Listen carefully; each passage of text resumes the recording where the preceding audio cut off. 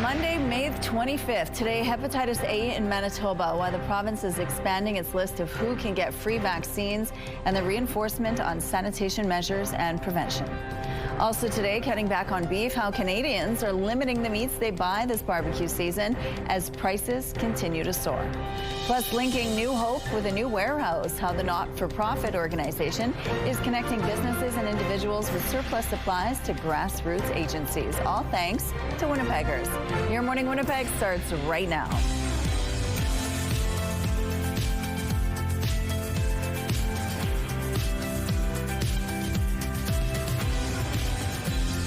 Good morning. Happy Monday to you. Thank you so much for being with us here on Your Morning Winnipeg. Ainsley is live at the Nunavut Art Gallery this morning. I've never been there. It's been around for 20 years on Corden, and there are many different pieces from the Nunavut area, and we're talking 18,000 or so pieces, and beautiful pieces. So we're going to find out a little bit more about the gallery itself and some of the pieces that they have in an exhibit right now and why they're so important to Canada's history.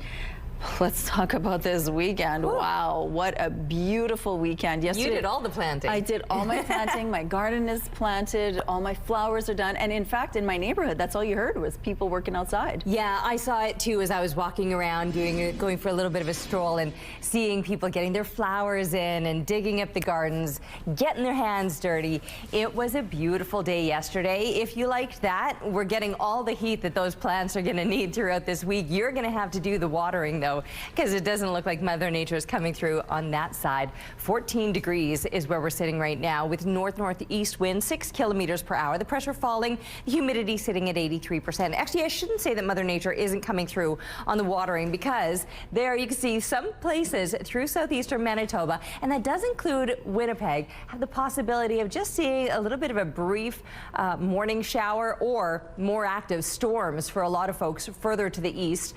But then as all of this pushes east and clears out, then it's just going to be a clear day for us. Not everybody, though. Northern Manitoba will also deal with a bit of precipitation today from the far northwest into northeastern Manitoba. There's this band of precipitation that you're going to see kind of lingering throughout the day, with the heavier clouds right in that northeastern stretch as well.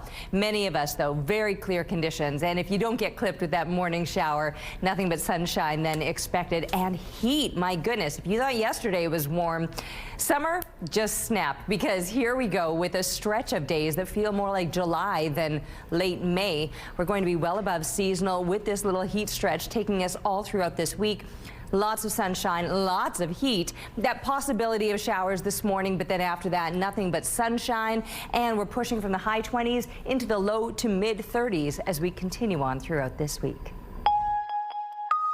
Thank you, Terry. Manitoba is expanding its list of who can get free hepatitis A vaccines as cases rise in our province. Staff and volunteers who work with Winnipeg's homeless community are now on the growing list of those eligible. CTV's Alex Carpa on the concerns 1 year after an outbreak was first declared. Hepatitis A is highly contagious and on the rise in Manitoba. More cases have risen since July. According to the province, there have been over 650 hepatitis A cases connected to the outbreak that began last year, including 142 hospitalizations, 5 intensive care unit admissions, and 4 deaths. Denise Bear says Peguis First Nation has been managing cases since last summer and is now testing additional recent suspected infections. We're ordering vaccines. We're asking people to come in and get immunized for hepatitis A. Hepatitis A is an acute liver disease caused by the hepatitis A virus. Manitoba health officials say it can spread through contaminated food or water, as well as close contact with an infected person. They go to the bathroom, they don't wash their hands, they then touch food or handle somebody else's food or touch their face and then introduce the virus into that person. So that's the usual mechanism of spread. Some health advocates say broader systemic issues are also contributing to rising case counts. What we're seeing is crowded housing, conditions, the lack of access to clean drinking water. While the Manitoba government recently declared a public health emergency over rising HIV cases, it has not done the same for hepatitis A. Chartrand says more vaccines need to be distributed to rural and remote communities. To keep our most vulnerable population safe, we need to get them vaccinated. With the summer months approaching and more people getting together, there are growing concerns the province could see even more cases in the months ahead. Alex Carper, CTV News, Winnipeg. An update now to the story we brought you on Friday. Winnipeg police say one person died from the Crestview neighborhood car crash. The crash happened on Cavalier Drive near Hamilton Avenue around 12:30 Friday afternoon. As you can see, a red car crashed into the back of a water truck.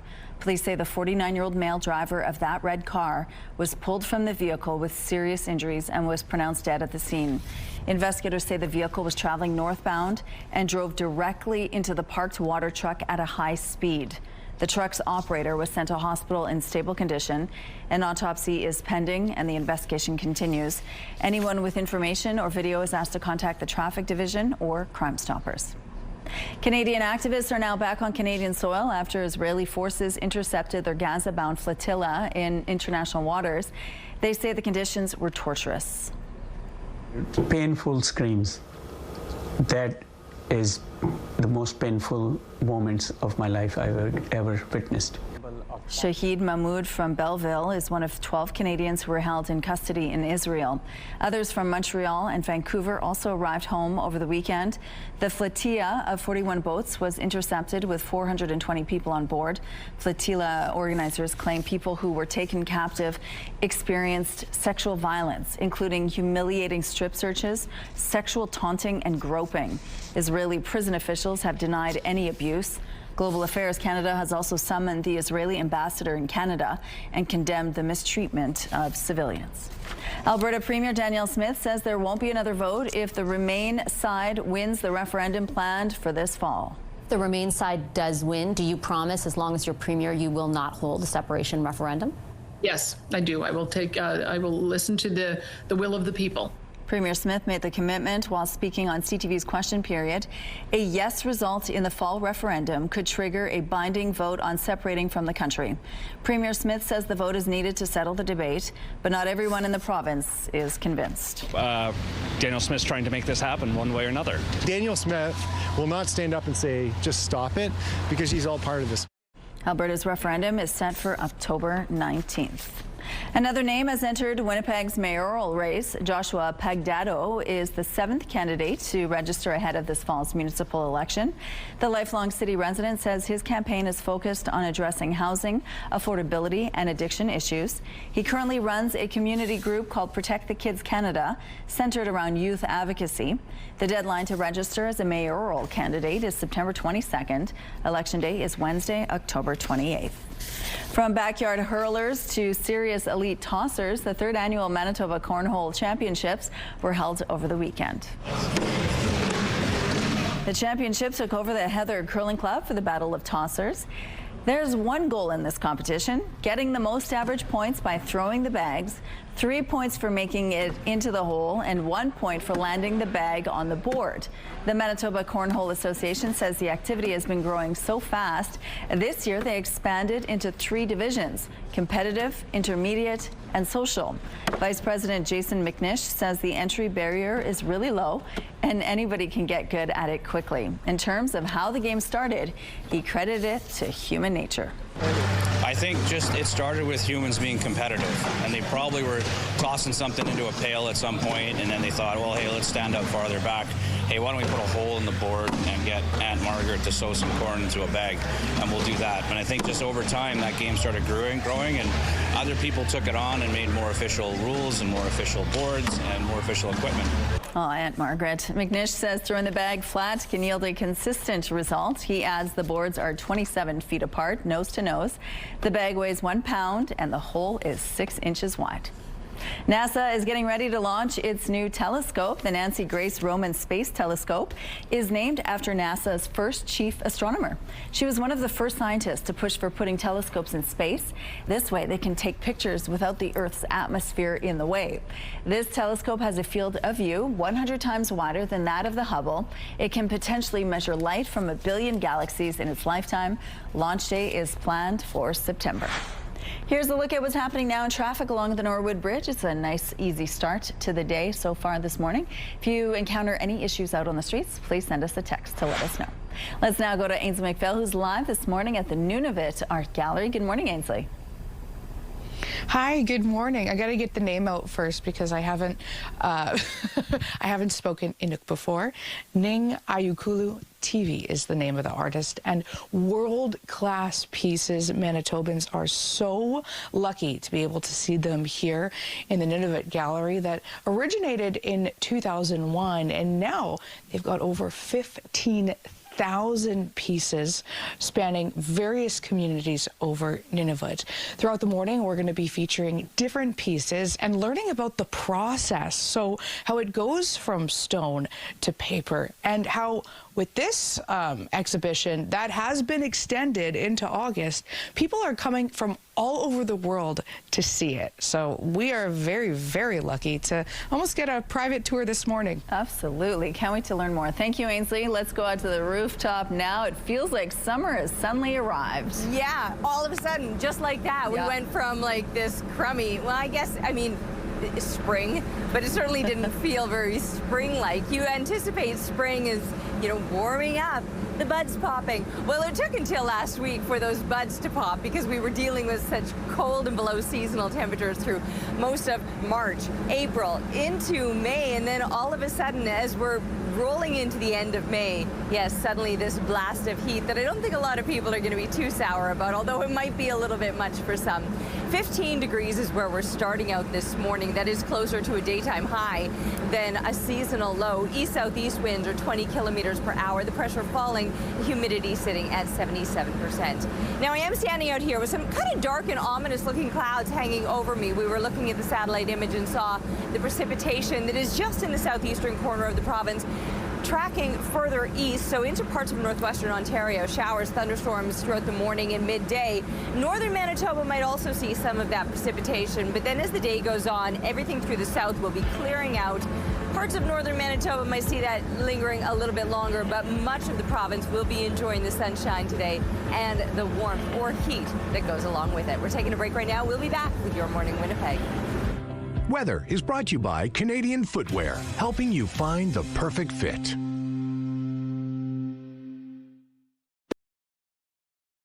Good morning. A driver was airlifted from Winnipeg's Canterbury Park neighborhood after his vehicle rolled over Sunday morning. I've never seen stars land in the city before. So we watched them take whoever they needed to take over, and then he was in and out very fast. A spokesperson for Winnipeg Police tells CTV News first responders were sent to the area of Transcona's Murdoch-McKay Collegiate for a single vehicle collision, with police arriving at 1:53 a.m. An adult male driver, who was the only person in the car, was taken to hospital in critical condition by Stars Air Ambulance.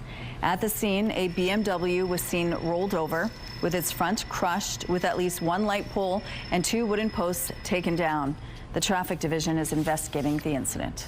The high cost of meat is putting a damper on barbecue season. The soaring price of beef in particular has a lot of people changing their grilling habits. And as CTV's Kamil Karamali reports, it could be years before steak lovers see some relief. It's the sound you hear that marks the start of summer, the sizzle of meat on the barbecue. But this year, Canadians are opting for a cheaper cut, or like Anastasia Jeannot, just less beef overall. I would say I've reduced my beef intake by about half, if not a little bit more. And that's because the price of it continues to climb, cutting into this butcher's bottom line. Beef chuck, which we used to see for closer to maybe $8–9 per pound, we're having to retail at almost $16 per pound. In the last 5 years, the price of beef in Canada has soared, going up nearly 65%. In the past year alone, it went up more than 12%, while the increase for chicken or pork has been roughly half that. all because of several dry years that shrank the pastures Canadian cows feed on. And when that happens, cow herds are reduced. We are at the lowest cow herd we've had in almost 40 years. It's not just the cost of beef that is hitting Canadians' bottom line, but the price of propane has also increased. The war between U.S. and Iran, half a world away, that's blocking oil shipments, making its way into the kitchen of this Toronto Pakistani restaurant. The propane is also going high. Every businessman in the restaurant, I don't think that they are making profit. They are surviving. For beef, there's hope prices will start coming back down. The cattle shortage now reversing, with Canada recording an increase in the number of cattle for the first time in nearly 8 years. But seeing the changes on your grocery bill could take years. As we go into 2033, it will start that downtrend in as far as the prices that we receive. Which means steak lovers like Anastasia Jeannot will keep having to buy cheaper cuts for now. Kamal Karamali, CTV News, Toronto. The Canadian Navy and South Korean Navy held a joint ceremony in BC over the weekend. The ceremony in Victoria remembered the 516 Canadians killed in the Korean War. The Republic of Korea Navy is also in Canada to hold its first ever exclusive joint naval drills with our Navy. It brought along its KSS-3 submarine for the trip.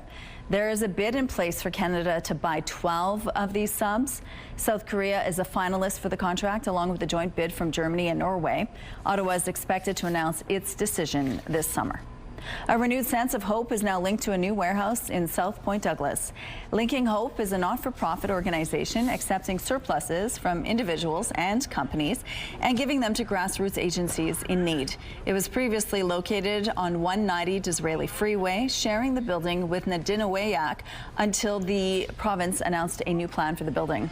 On Saturday, the organization moved into a new space right across from there, 323 Edwin Street. More than 100 volunteers gathered to help with the move, something the organization's board chair, Christy Pearson, is thankful for. When community comes together to do something together, we can really make a difference. And volunteering fills all of our cups. It's something that can make us all feel better and all connect to each other and give every person in this community a sense of belonging. The organization had used the 190 Disraeli building since 2023. The province previously said a navigational center helping the city's homeless population will take over the building. Kimi Antonelli continued his dominant run with a thrilling win at the Canadian Grand Prix. George Russell down that back straight. Look up from Antonelli, who goes off the track, almost hits his teammate, almost hits the wall, somehow survives. George Russell. The race was a showdown between Antonelli and his Mercedes teammate George Russell. That was until lap 3 when Russell's car gave out and put him out of the race. That paved the way for Antonelli's win. This was the 19-year-old's 4th win in a row. Lewis Hamilton came second, more than 10 seconds behind. Max Verstappen came in 3rd. It was a wet race weekend in Montreal, but fans didn't seem to care. Been a great race, really exciting, lots of action. It's an amazing battle at the beginning between Mercedes cars, and after that the battle with Lewis and Verstappen, that was amazing. The Canadian Grand Prix was moved up the schedule this year to May. This year was still a record turnout with 360,000 fans in the stands. We have some road closures to remind you about this morning. On Portage, the eastbound median and middle lanes will be closed from Kennedy to Carleton, and the eastbound median and left turn lanes will be closed from Balmoral to Memorial. On Century Street, the northbound curb lane will be closed from Ellis to Sargent, and on McGregor Street, all southbound lanes and the northbound median lane will be closed from Dufferin to Selkirk. If you see any issues out on the streets, please send us a text to let us know. Traffic is brought to you by Curtis Carpets, Manitoba's flooring experts. Here's a look now through the CTV Live Eye, brought to you by Bathfitter, exclusive home of the PermaFit solution. The left side of your screen there has all the dark clouds, but you can see the brighter sky on the right-hand side. Well, everything is going to be clearing out. Left would be east, right would be west in that case. And things are looking a little bit brighter to the west, but to the east where all of the system is headed, that's where things are still maybe looking a little bit gloomy, but it's the much needed rain after that blast of heat yesterday. I know so many people were getting their gardens in, and what a perfectly timed gift then from Mother Nature to bless us with some overnight showers. 15 degrees. It is still a warm start to the day, well above seasonal. 8 degrees. That would be a normal low this time of year. The closest that we're seeing to that is Brandon coming in at 9, along with Swan River. Further north at the Pas, 8 degrees for you. We're seeing those mid to high single digits through most of the north. A little bit cooler over in Churchill, coming right in at 0 degrees. That's also where there's another band of precipitation through the northern part of the province from the northwest over into the northeast. And this is what I was talking about this morning with that possibility of showers. But for the most part, it is already tracking off to the east. Some angrier looking storms moving into northwestern Ontario. 17 degrees by the time kids are getting into the classroom. 23 through lunchtime. That is already surpassing seasonal daytime highs, but we're headed even higher. 26 by the time kids are coming home from school, with our expected high at 27. That chance of morning showers is slim now at this point, clearing throughout the day. Plenty of sunshine, which we'll then enjoy throughout the week, with plenty more heat to come from the high 20s into the mid 30s. That's where we're headed this week. Thank you to Marilyn. What a stunning capture of this beautiful rainbow out in the Shoal Lake area. Keep the photos coming to Winnipeg Weather at CTV.ca. We're taking a break right now, but we'll be back with Your Morning Winnipeg.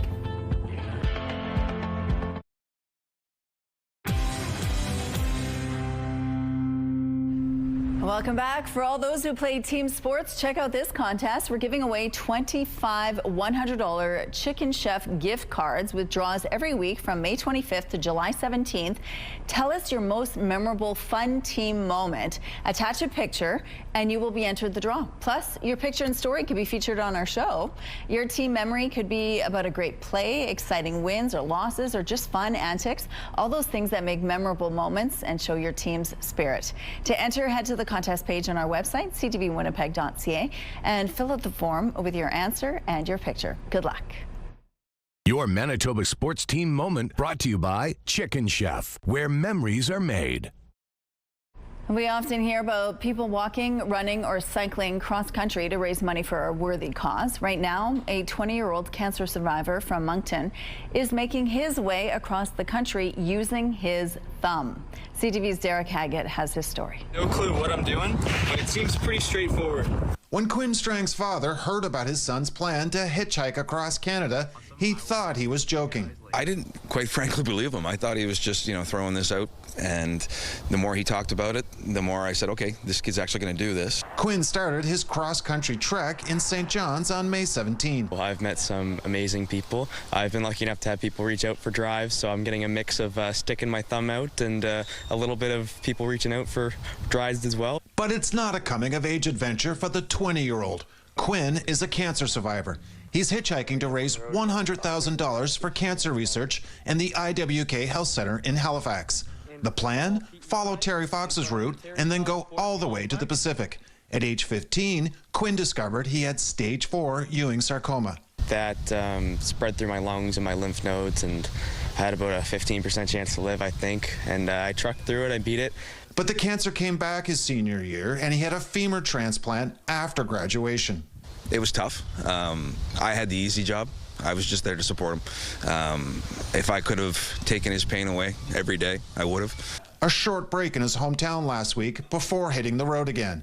He knows the risks. I mean, there's definitely always a concern, just like anything else in life, right? But I haven't had the slightest problem so far.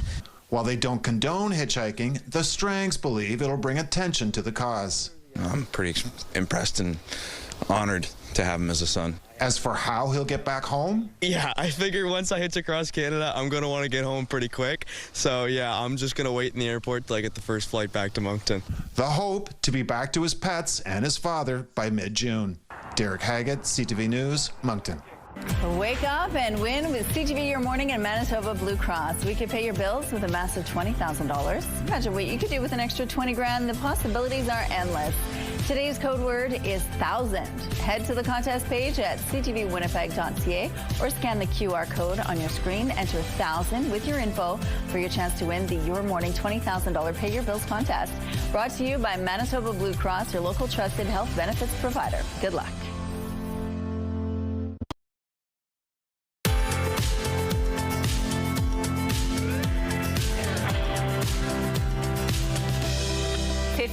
degrees, and you can see some sun trying to break out from behind those clouds. The east-southeast winds are 20 kilometers per hour. The pressure falling and the humidity sitting at 77%. 15 degrees to begin your day. We got up to 25 yesterday, and seasonal would be around 22, I think, 21, 22.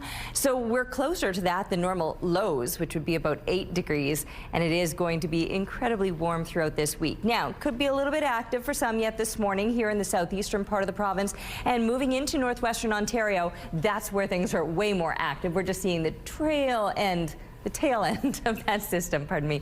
And for northern Manitoba, this band of clouds also has a little bit of precipitation tucked in it as well. That might linger throughout the day across northern Manitoba, but whatever is happening here in the south will continue to pass off to the east. So those showers will become sunshine and a high of 27 degrees. So it's going to be perhaps even warmer than yesterday and continuously getting hotter throughout this week. And I'm using the word hotter now because, yeah, we're going to be so far above seasonal. It's going to be a bit of a shock to the system, especially coming off of what's been such a cool start to spring. And then all of a sudden, as we're wrapping up the end of spring, this blast of summer-like temperature comes.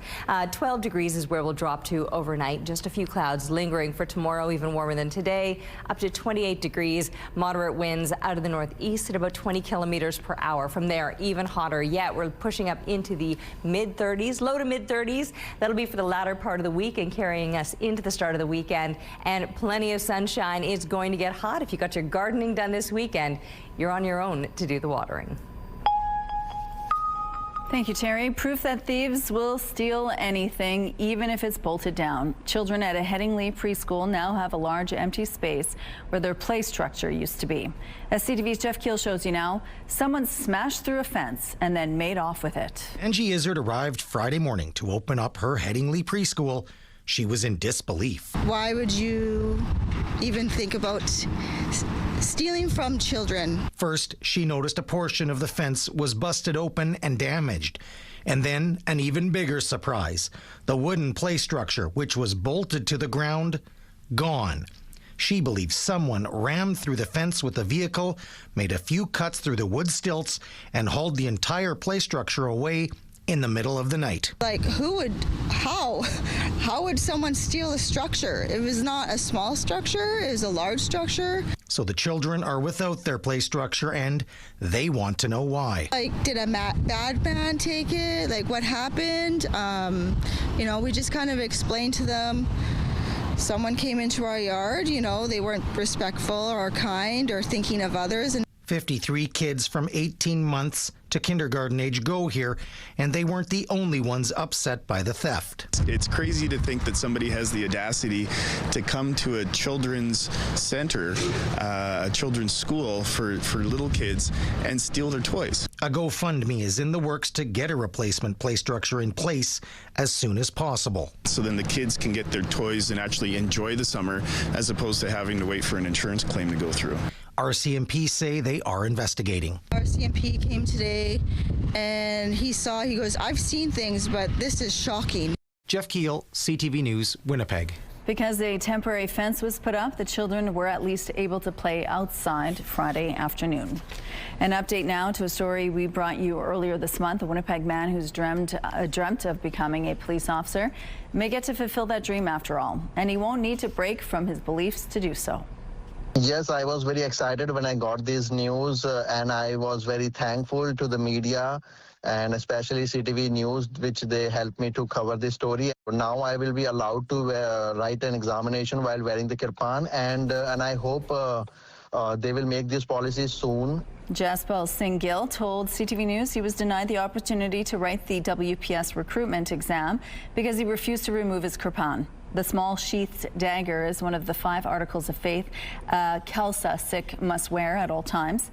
Singh Gill felt being asked to remove the kirpan violated his charter rights. At the time, Winnipeg police say he was offered storage options but declined the accommodation. Now police confirm the service is developing a new policy to allow the wearing of a kirpan during the application process. Prime Minister Mark Carney will be in New York City this week. He's going to pitch Canada as a place for investment. a key focus of his time in office so far. Carney will travel to New York as Parliament prepares to resume ahead of the summer break. He's scheduled to meet with CEOs, entrepreneurs, and investors to promote Canada as a place to do business. On Thursday, the PM will also speak at the Economic Club of New York about our nation's new economic strategy. The U.S. and Iran could be one step closer to securing a deal to end the war. We have what I think is a pretty solid thing on the table in terms of their ability to open up the straits, get the straits open, enter into a very real, significant, time-limited negotiation on the nuclear matters, and hopefully we can pull it off. It has a lot of support in the Gulf. According to regional officials, the deal would gradually reopen the Strait of Hormuz and have the U.S. end its blockade of Iranian ports. It would also involve a 60-day ceasefire extension. In exchange, Iran would need to give up its stockpile of highly enriched uranium, with further talks needed on the details. U.S. Secretary of State Marco Rubio reiterated that U.S. President Donald Trump is not in a hurry to make a deal. The price of oil has tumbled on news that an Iran deal may be close. Brent crude is down about 5% this morning, following below the $100 U.S. per barrel mark. U.S. President Donald Trump has said a deal with Iran would include the reopening of the Strait of Hormuz. Stocks are also reacting this morning. Markets in Japan and Taiwan jumped to a record high. Stocks in Europe are also mostly in the green. Wall Street is closed today because of the Memorial Day holiday in the U.S. Montreal is hoping to take advantage of home ice in Game 3 tonight. It's the third time the Canadiens have split the opening two in the postseason. They opened the best-of-7 Eastern Conference final series with a win and a loss against Carolina, just like they did with Tampa Bay and Buffalo. The puck drops at 7 Central Time tonight in Montreal. Here's a look at what's happening now on Kennison Boulevard. It's moving quite well in this part and slowly picking up, as you can see here. Let's look at gas prices now. In Winnipeg, the average is $1.73. It's a drop compared to Friday, and the lowest price in the city is $1.56. The same found at 3 gas stations. All this info is on GasBuddy.com. The Price at the Pump is brought to you by the Kidney Foundation. Help by donating your card today. Ainsley McPhail is live at the Nunavut Art Gallery. We're going to tell you about the Ning Ikulu TV exhibit that is set up there. Stay with us for more.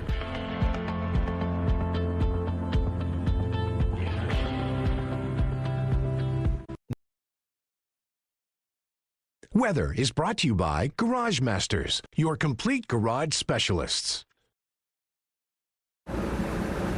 It is beautiful out here this morning. The weekend was pretty gorgeous. Well, I mean, Saturday a little bit soggy, but by Sunday we were soaking up sunshine and the warmth of it. And now throughout this week, you can expect more of the same. In fact, that heat is only going to intensify as we continue on through the week. 15 degrees now comes with a few extra clouds this morning. There were some light showers passing through southeastern Manitoba, a little bit stormier further to the east. That's moving on into northwestern Ontario. And the far northern part of the province can also experience a bit of precipitation right now. The winds, though, on the lighter side, 20 clicks of the east-southeast. The pressure falling, the humidity sitting at 77%. I've been hanging out here with this big Canada goose that's on the rooftop right next to me, squawking, making a little bit of noise, but I'm sure they're happy cheers or honks, if you will, for finally getting this beautiful weather. And yes, I know a lot of people were digging in their gardens, getting their plants in, getting the yard work done, whether it was like with the plants themselves or cutting the grass. I saw some folks doing that. Well, here's the thing. We've got beautiful conditions throughout this week if you did get your plants in, but no precipitation coming. So the watering will be up to you. We are heading on over now to Ainsley McPhail to find out where she's at and what's going on. Hey, Ainsley. Hi, good morning, Terry. Good morning, Manitoba. What a treat, this hidden gem on Corden, the Nunavut Art Gallery. Richard Craker joins us now to tell us all about it. There is an extensive body of work here. Tell us all about it, Richard. We're actually currently featuring over 90 works by Ning Ikulu TV.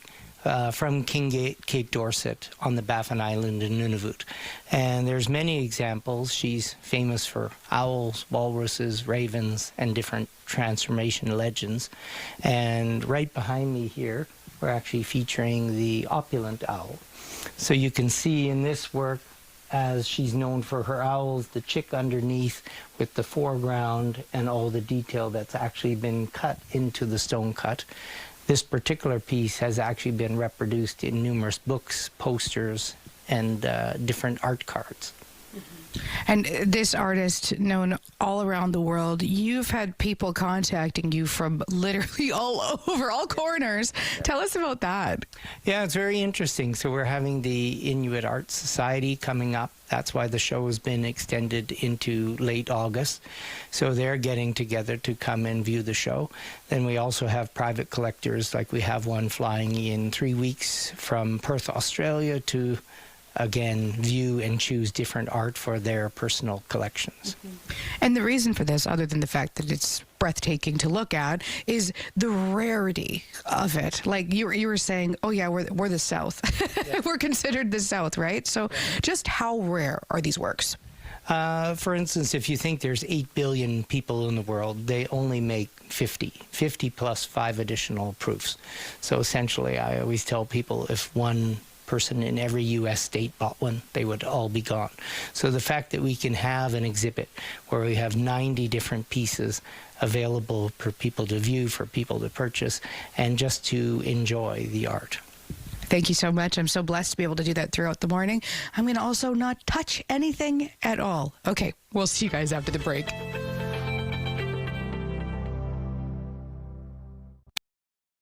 Here's a look at the early markets. The Dow Jones climbed 442 points. The Nasdaq is 414 points higher. The S&P index added 71. The Canadian dollar had small gains, set to 72.37 cents U.S.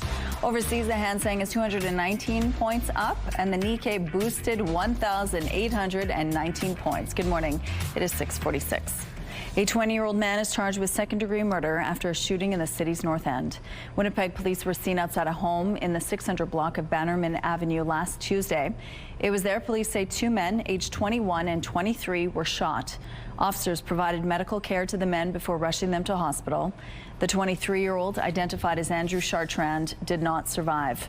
The Manitoba Integrated Violent Offender Apprehension Unit and the Tactical Support Team arrested a suspect. A 20-year-old man is facing several charges, including second-degree murder, aggravated assault, and possession of a prohibited or restricted firearm with ammunition. Caspian Construction has now paid a $28 million settlement to the City of Winnipeg. The money was part of a 2023 legal settlement for a lawsuit regarding fraud and deficiencies over the Winnipeg Police Headquarters project. In March, Caspian's owner said he was finalizing a deal with a financial institution to secure the necessary funds before paying. He said he decided to settle for commercial and family considerations. The city says the funds are subject to trust conditions, which must be satisfied before the funds are released to the city. The payment comes on the last day of a public inquiry into the project. During testimony, Caspian's owner admitted he falsified invoices, which he said was wrong, but said he did not receive additional money as a result. In a statement, Mayor Scott Gillingham says nearly $30 million has been recovered for Winnipeg taxpayers, which he calls a major win for the city. Winnipeg police are hopping back on transit buses to address violent and disruptive behavior. The Transit Safety Project originally ran from last September through the end of the year. Because of its success, police returned to transit buses, stops, and hubs over the weekend. 325 violent crimes were reported at transit locations in 2024. Police say those incidents dropped by 18% as a result of last year's project. The operation includes both uniformed and plainclothes officers, including members of the new Rapid Response Unit. A Winnipeg cat rescue celebrated its 30th anniversary on Sunday. Rescue Siamese is the only cat rescue in Canada that focuses on Siamese cats. The not-for-profit held its anniversary pop-up market in Archwood Community Club, with vendors offering everything feline. The organization started back in the 90s when Siamese cats were one of the most commonly seen breeds in kill shelters. Co-director Tara Mikulishin says Siamese cats were misunderstood. Siamese are either very vocal or they're very high energy, and a lot of people think, oh, they see a really cute kitten, but then when the cat hits about a year old, it becomes like more energetic or vocal, and a lot of people just can't handle that, so they were just giving them away or tossing them on the streets or sending them to SPCAs, and back in the day, unfortunately, a lot of those were kill shelters. Well, the no-kill shelter focuses on Siamese cats. They do accept other cats, too.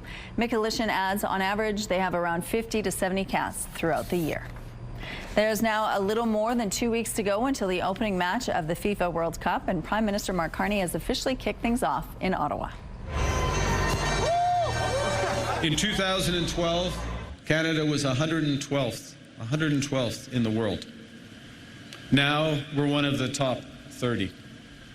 That's a 75% increase. I'm an economist. It's a 75% increase. We belong on the pitch. The iconic solid gold trophy was in Ottawa over the weekend as part of a 10-day tour ahead of the tournament. Prime Minister Carney got to pose with it and hoist it, along with 2006 winner Alessandro Nesta. The tournament kicks off on June the 11th. Toronto will host 6 matches. Vancouver will host 7. Canada's first match against Bosnia and Herzegovina kicks off at Toronto Stadium on June the 12th. We have some road closures to remind you about this morning on Portage. The eastbound median and middle lanes will be closed from Kennedy to Carlton, and the eastbound median and left turn lanes will be closed from Balmoral to Memorial. On Century Street, the northbound curb lane will be closed from Ellis to Sargent, and on McGregor Street, all southbound lanes and the northbound median lane will be closed from Dufferin to Selkirk. If you see anything out there, please let us know. I see a beautiful start to your Monday. 15 degrees right now with east-southeast winds, 20 kilometers per hour. The pressure is falling and the humidity sitting at 77%. Perhaps if you were up earlier, or depending where you're at in the southeastern part of the province, a little bit of precipitation. It is, for the most part, tracking further to the east. That's where things are far more active into parts of northwestern Ontario. But we're just seeing the very lingering effects of any of that precipitation, and may still for another hour or so here throughout the southeast. Also, this band of clouds up into the northeastern part of the province, that also comes with a little bit of precipitation. Temperature-wise, 2 degrees in Churchill. That's the icon for fog, those lines. That chance of precipitation through the rest of the northeast still comes with moderate temperatures, 9 degrees in Gillam, or seasonal. 17 in Island Lake, 19 over in Thompson. A lot more sunshine in areas off to the west, and the warmth that comes along with that sun from the high teens into the low 20s. It's going to be a beautiful day for northwestern Manitoba, slightly above seasonal, in fact. And here through the south, yes, slightly above seasonal too. 21 degrees, that would be a normal daytime high, and instead we're looking to be mid to high 20s for some.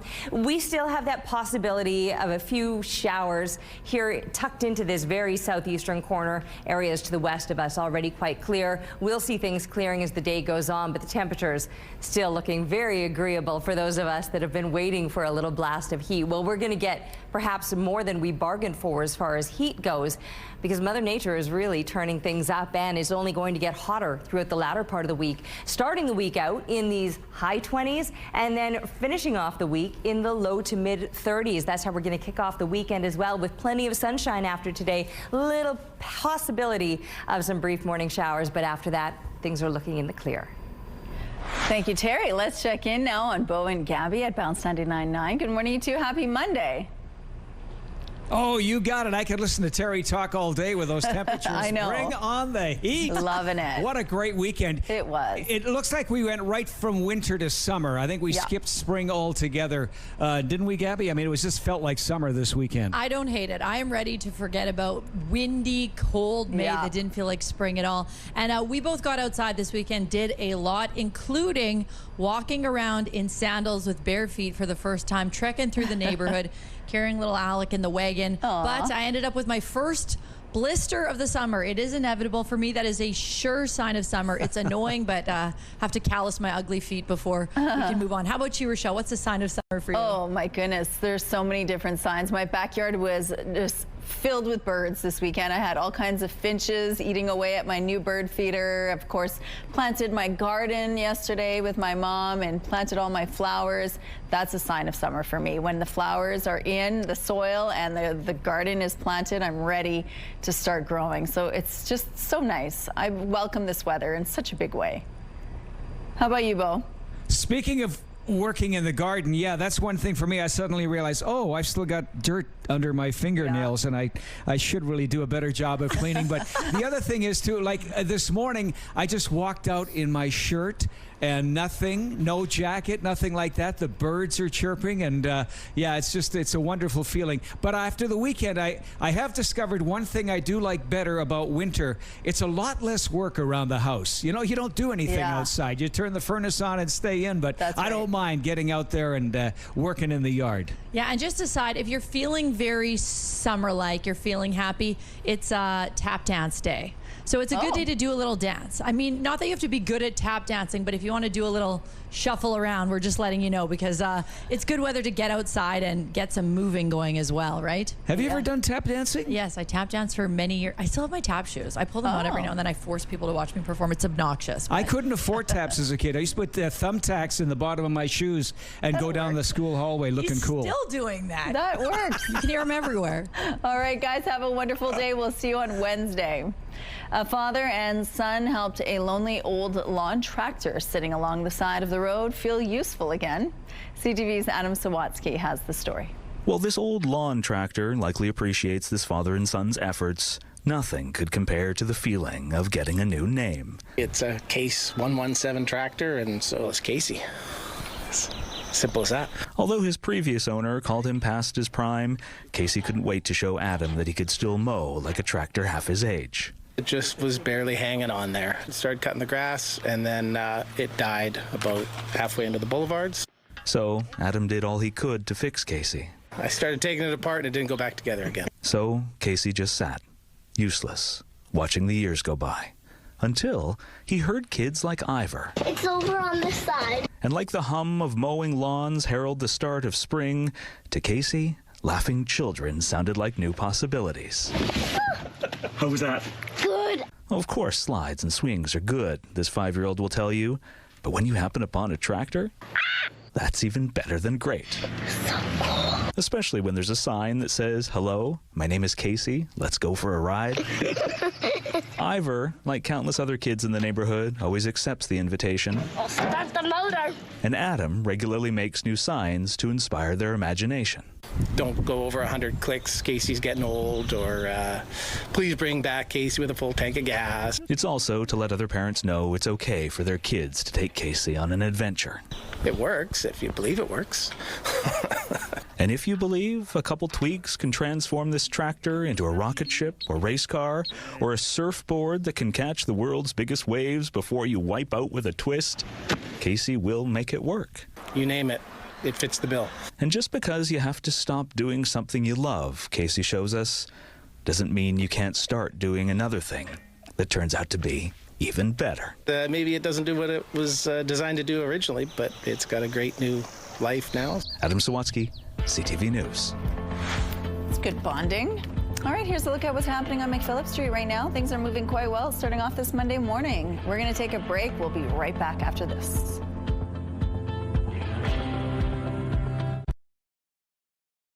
It's Monday, May 25th. Today on the rise, what Manitobans should know as cases of hepatitis A continue to climb. Plus, a major crash. What happened to the driver after a weekend rollover in Winnipeg? And a new home where you can now find local nonprofit Linking Hope. Your Morning Winnipeg starts right now.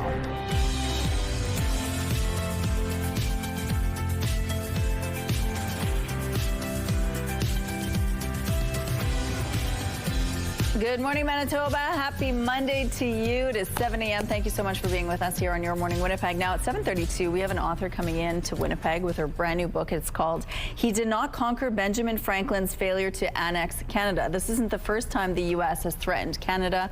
We're going to find out a little bit more about that 250-year history and what happened the first time with Benjamin Franklin and why it's not going to work this time. So we're going to have those details a little later. But the weather, what a dream. And you know, okay. Yeah. Book aside, I love when people come to Winnipeg, because you mentioned this author's coming to town. Yeah. I love when people come to Winnipeg and we show ourselves like this. Yes. With heat, with sunshine. They're like, oh, okay, I kind of get it now. Because I feel like we spend all winter explaining, oh, but our summers are great. Oh, but our summers. Just wait till the summer. Well, just wait till late May, apparently, because summer has arrived. 15 degrees. We've got east-southeast winds, 20 kilometers per hour. The pressure is falling. The humidity sitting at 77%. That camera's shaking out there a little bit. Also, the possibility just of some lingering precipitation, and that does still include Winnipeg, is right behind that stamp. There's a little bit of green showing up, and then obviously more active green moving into northwestern Ontario with the yellows and the reds. That's some thunderstorm activity, and you can see all those little white lightning bolts firing off. Now, the precipitation doesn't read across northern Manitoba, but you see this band of clouds. A little bit of rain tucked in there as well. Futurecasts give you an idea of how things will play out across the north as well as here in the south and into northwestern Ontario is where everything is headed for today. But for northern Manitoba, you might see that lingering right into the afternoon or possibly even evening. For most places, though, it's going to clear out nicely. And as it clears out, those temperatures will be on the rise. An above seasonal day today, only getting hotter throughout this week. The temperatures that we're going to be experiencing throughout this week are far more indicative of July weather than late May. I mean, seasonal temperatures for this time of year would only have us in those low 20s, and instead we could be pushing up into the low to mid 30s by the end of the week. Start of the week, though, high 20s. And that possibility of precipitation is only through these early morning hours, and then it clears out after that. Plenty of sunshine. That's going to carry us through the week, right into the coming weekend. And yes, the temperatures will only keep climbing another few degrees. And our art today, all full of color. Thank you, Ellis, for sharing your picture with us today. We'd love to see more of what you're working on, so please send it to us through our website, ctvnewswinnipeg.ca. And when you do, you're entered to win a $100 gift card from Crockadoodle on Kenaston. The weather art of the day is brought to you by Crockadoodle. Spend quality time with loved ones and paint memories together. Manitoba is expanding its list of who can get free hepatitis A vaccines as cases rise in our province. Staff and volunteers who work with Winnipeg's homeless community are now on the growing list of those eligible. CTV's Alex Karpa on the concerns 1 year after an outbreak was first declared. Hepatitis A is highly contagious and on the rise in Manitoba. More cases have risen since July. According to the province, there have been over 650 hepatitis A cases connected to the outbreak that began last year, including 142 hospitalizations, 5 intensive care unit admissions, and 4 deaths. Denise Baer says Peguis First Nation has been managing cases since last summer and is now testing additional recent suspected infections. We're ordering vaccines. We're asking people to come in and get immunized for hepatitis A. Hepatitis A is an acute liver disease caused by the hepatitis A virus. Manitoba health officials say it can spread through contaminated food or water, as well as close contact with an infected person. They go to the bathroom, they don't wash their hands, they then touch food or handle somebody else's food or touch their face and then introduce the virus into that person. So that's the usual mechanism of spread. Some health advocates say broader systemic issues are also contributing to rising case counts. What we're seeing is crowded housing conditions, the lack of access to clean drinking water. While the Manitoba government recently declared a public health emergency over rising HIV cases, it has not done the same for hepatitis A.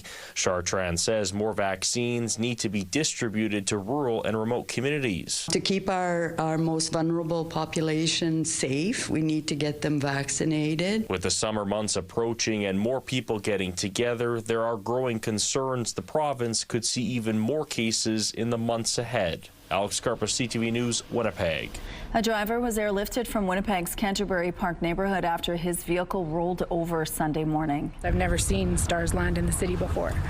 So we watched them take whoever they needed to take over, and then he was in and out very fast. A spokesperson for Winnipeg Police tells CTV News first responders were sent to the area of Transcona's Murdoch-McKay Collegiate for a single vehicle collision, with police arriving at 1:53 a.m. An adult male driver, who was the only person in the car, was taken to hospital in critical condition by Stars Air Ambulance. At the scene, a BMW was seen rolled over with its front crushed, with at least 1 light pole and 2 wooden posts taken down. The traffic division is investigating the incident. At the Vatican, Pope Leo prayed Sunday that humanity might be saved from what he called the evil of war.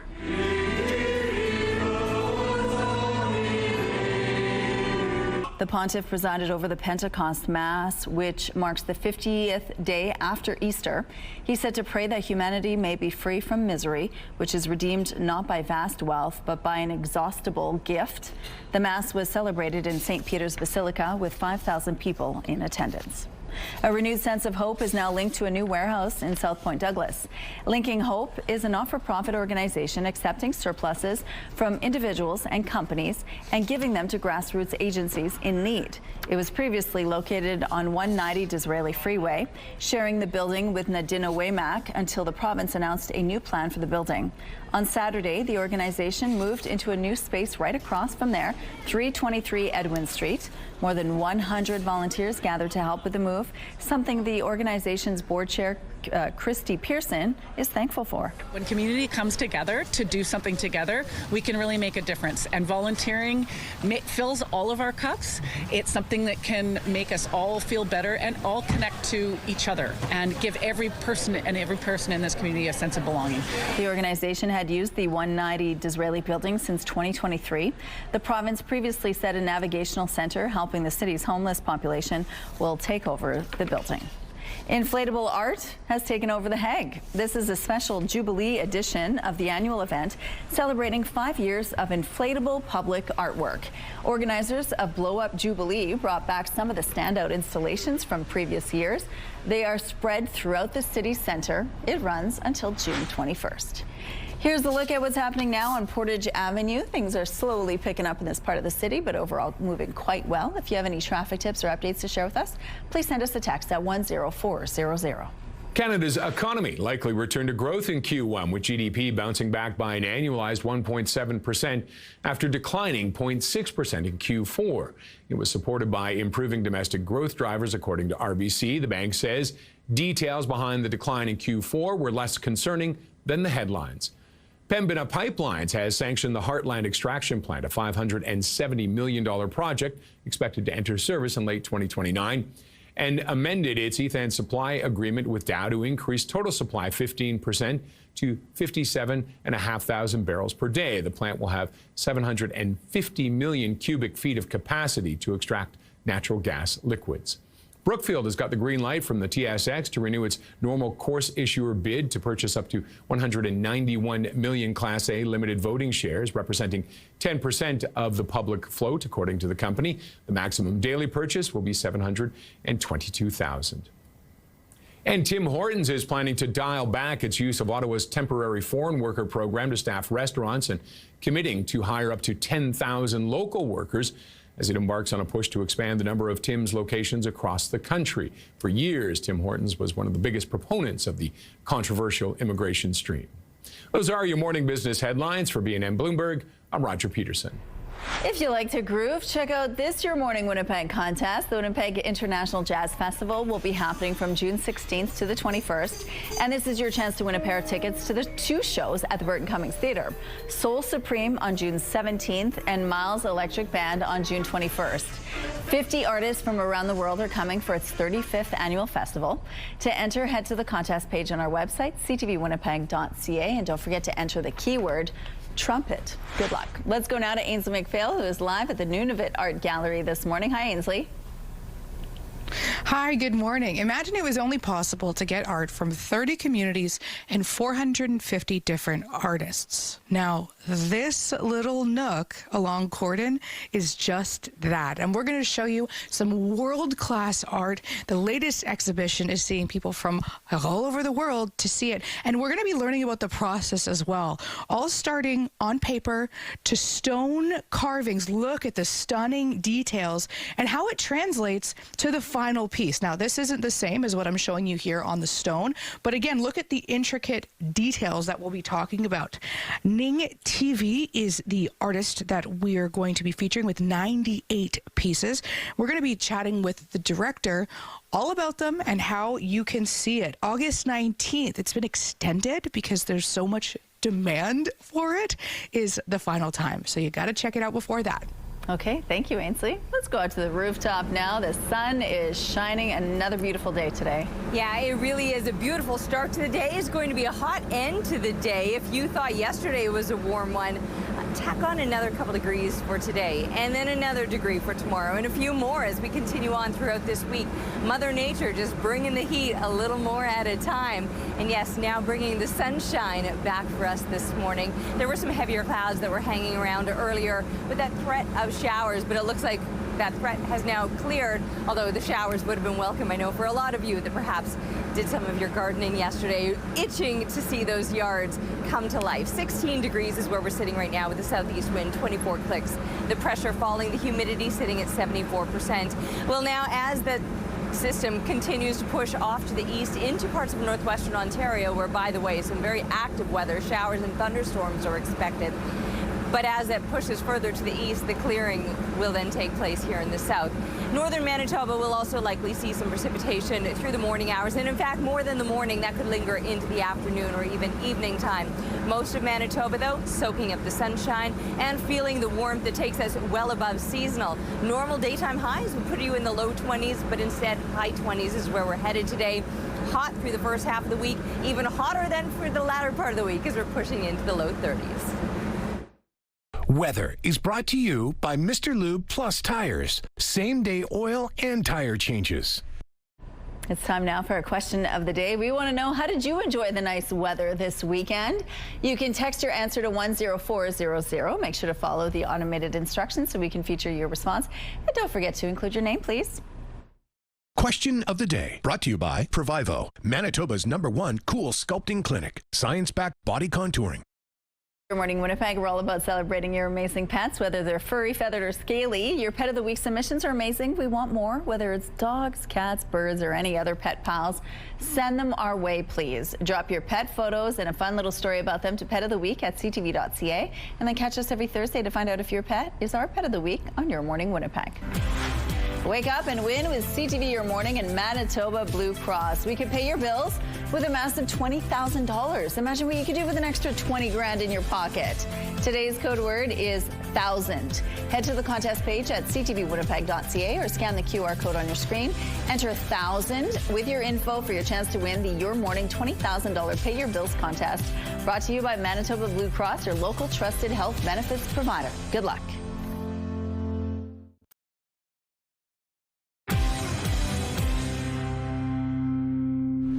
Good morning. We have an update now to the story we brought you Friday. Winnipeg police say one person died from the Crestview neighborhood car crash. The crash happened on Cavalier Drive near Hamilton Avenue around 12:30 Friday afternoon. As you can see, a red car crashed into the back of a water truck. Police say the 49-year-old male driver of that red car was pulled from the vehicle with serious injuries and was pronounced dead at the scene. Investigators say the vehicle was traveling northbound and drove directly into the parked water truck at a high speed. The truck's operator was sent to hospital in stable condition. An autopsy is pending and the investigation continues.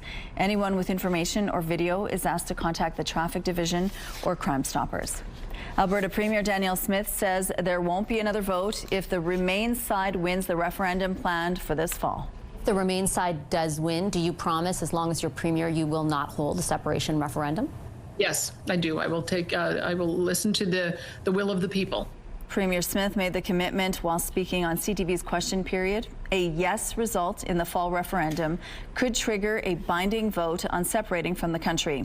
Premier Smith says the vote is needed to settle the debate, but not everyone in the province is convinced. Seems like Danielle Smith's trying to make this happen one way or another. Danielle Smith will not stand up and say, just stop it, because she's all part of this.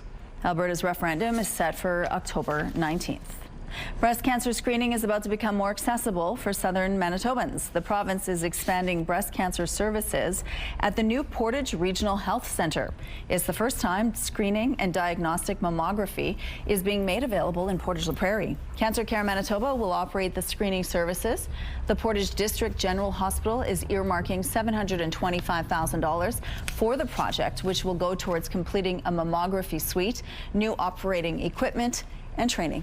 Screening is going to ensure that thousands of Manitoba women who have had to leave their community to get this care, we're talking about 3,000 and 4,000 folks annually, are going to be able to get that care right here in Portage La Prairie, closer to home. Meantime, the province lowered the breast cancer screening self-referral age to 45 in January, and it will be further lowered to 40 by the end of this year.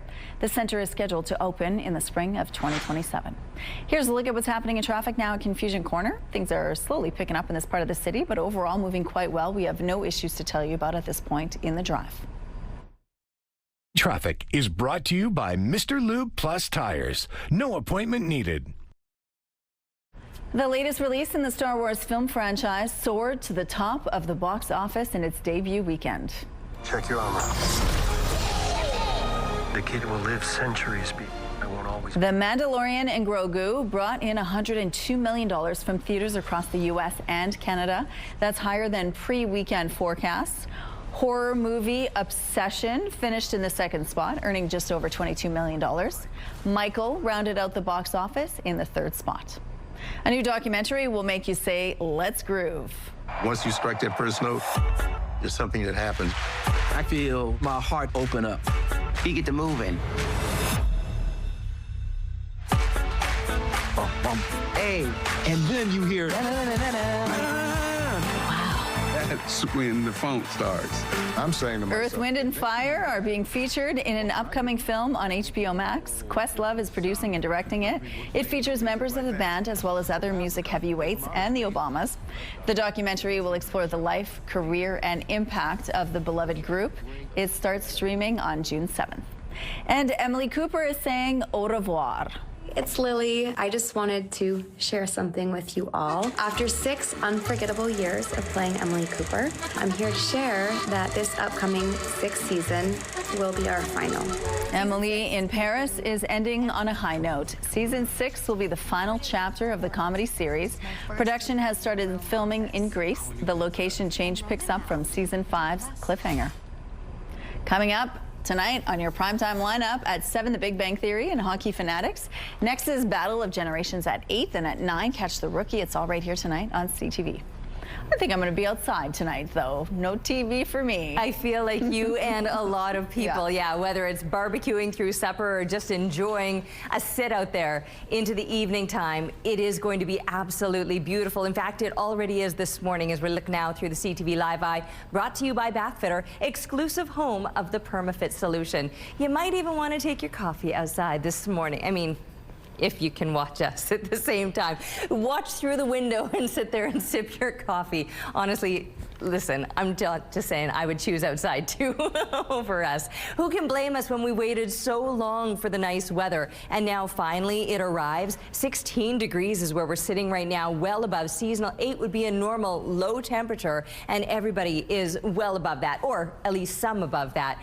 Brandon coming in at 10 degrees, so only a couple above what is normal for this time of year. But you can see these double digits pushing right up into parts of northern Manitoba, or at least the mid to high single digits, and even Churchill starting to mark some improvements. 1 degree for you. However, there will be some heavier clouds lingering in that far northeastern part of the province, and with those clouds, a little bit of precipitation. Speaking of precipitation, we were watching it roll through parts of southeastern Manitoba, the bulk of that now into northwestern Ontario, clearing to come behind it, and with that clearing comes the heat as well. 17 expected as kids get into the classroom, but I actually suspect now that it's already 16 degrees, that will be even warmer yet. 23 through the lunch hour, 26 by the time kids are coming home from school today, with 27 our expected high, 28 for the next couple of days. It only gets hotter as we're pushing up into the low to mid 30s through the latter part of the week. A beautiful picture, a full rainbow spotted in the Shoal Lake area. Thanks to Marilyn for sharing this photo with us. And we'd love to see more of your pictures, so send them to Winnipeg Weather at ctv.ca.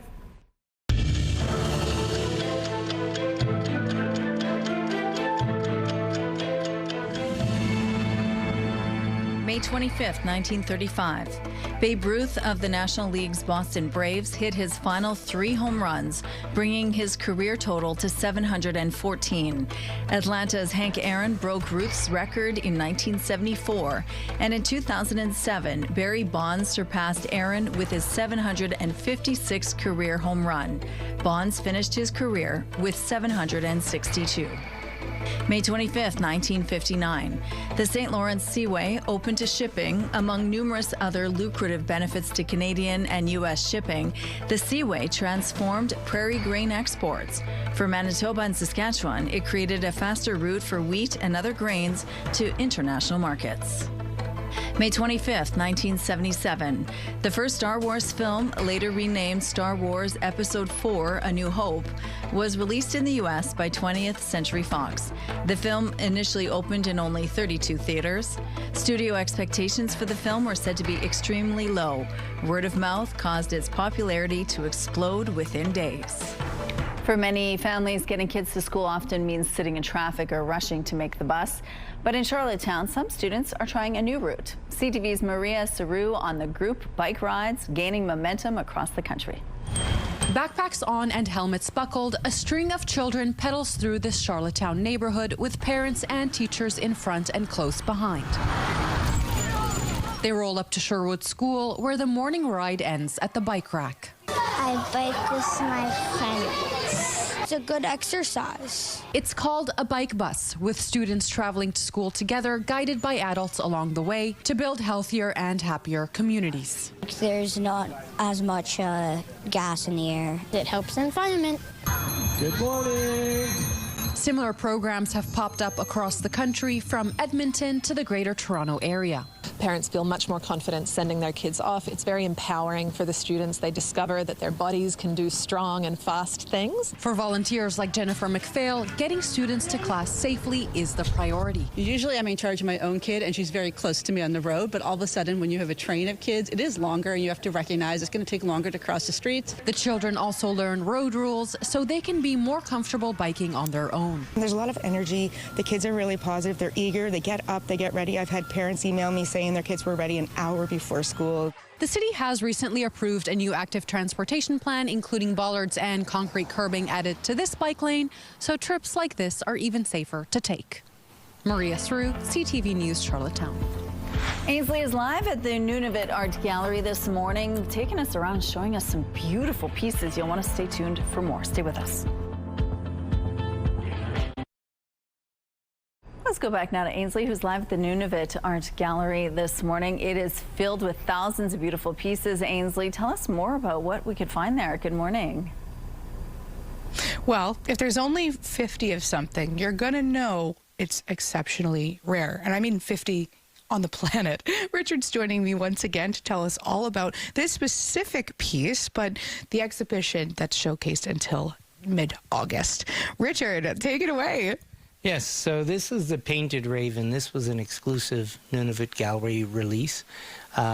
We had permission from Dorset to get that piece of Ning TV because she is one of our favorite artists that we've dealt with now for over 20 years. And I'm just going to quickly show you how the stone cut process works for this. So they'll actually carve all this detail in the actual art. They'll carve it directly on the stone. Then they will ink the stone. After they ink the stone, they will press the paper on and then pull it off. Then they'll wash it and re-ink it so that no two are the same. So it's like a 1 of 50. It's like a 1 of 1 done 50 times. And then that's why you'll see that the color will change slightly from one to the next. When you're looking at the intricacies of the details in the stone here, how long would something like that take? So this one here on our platform, that one took 6 months. When you get ones like this that have more detail, it can take up to a year to get it just right. And someone watching too can see the detail and maybe think to themselves, it almost looks like it's painted on there. But there's so many steps that go into it. What else makes these pieces rare? I always say it's kind of like a woodcut, but the Inuit live above the tree line. So that's why they use stone. And what makes it rare is just the fact that they're all done still by hand. Where in society today, there's so many mechanical lithos where they just spit out 1,000 of these or 2,000 of these. These are 1 of 1. There's only 50 plus 5 proofs in the world, and that's it. So there's never going to be a number 200 if the edition is only 50. When's this run until? August 19th. It's been extended because we've had a lot of people from out of town wanting to fly in to see 90 in one space. Thank you so much. What a privilege it is to be in this room. We've got more at 7:42. And looking outside right now, it is 16 degrees. Talk about a mild start to your morning. Bit of a breeze to go with it. 24 clicks out of the southeast. The pressure is falling. The humidity sitting at 74%. You can see just a few lingering clouds out there. That's from the precipitation that was passing through earlier on this morning, now tracking off to the east with the showers and the thunderstorms then moving into parts of northwestern Ontario. Clearing out behind it, though, plenty of sunshine to come and plenty of heat to go along with that. Now, the other place that could be seeing a bit of precipitation today is up in the northern part of the province. It never reads on the satellite image. There were just some clouds up there, but there will likely be a little bit of precipitation tucked into those clouds. From 2 degrees in Churchill, that will be a little bit cooler there, whereas other places will at least get up into those high single digits or high teens. For some, seeing a little more sunshine, especially anybody off to the west. That's where it'll be the clearest for today.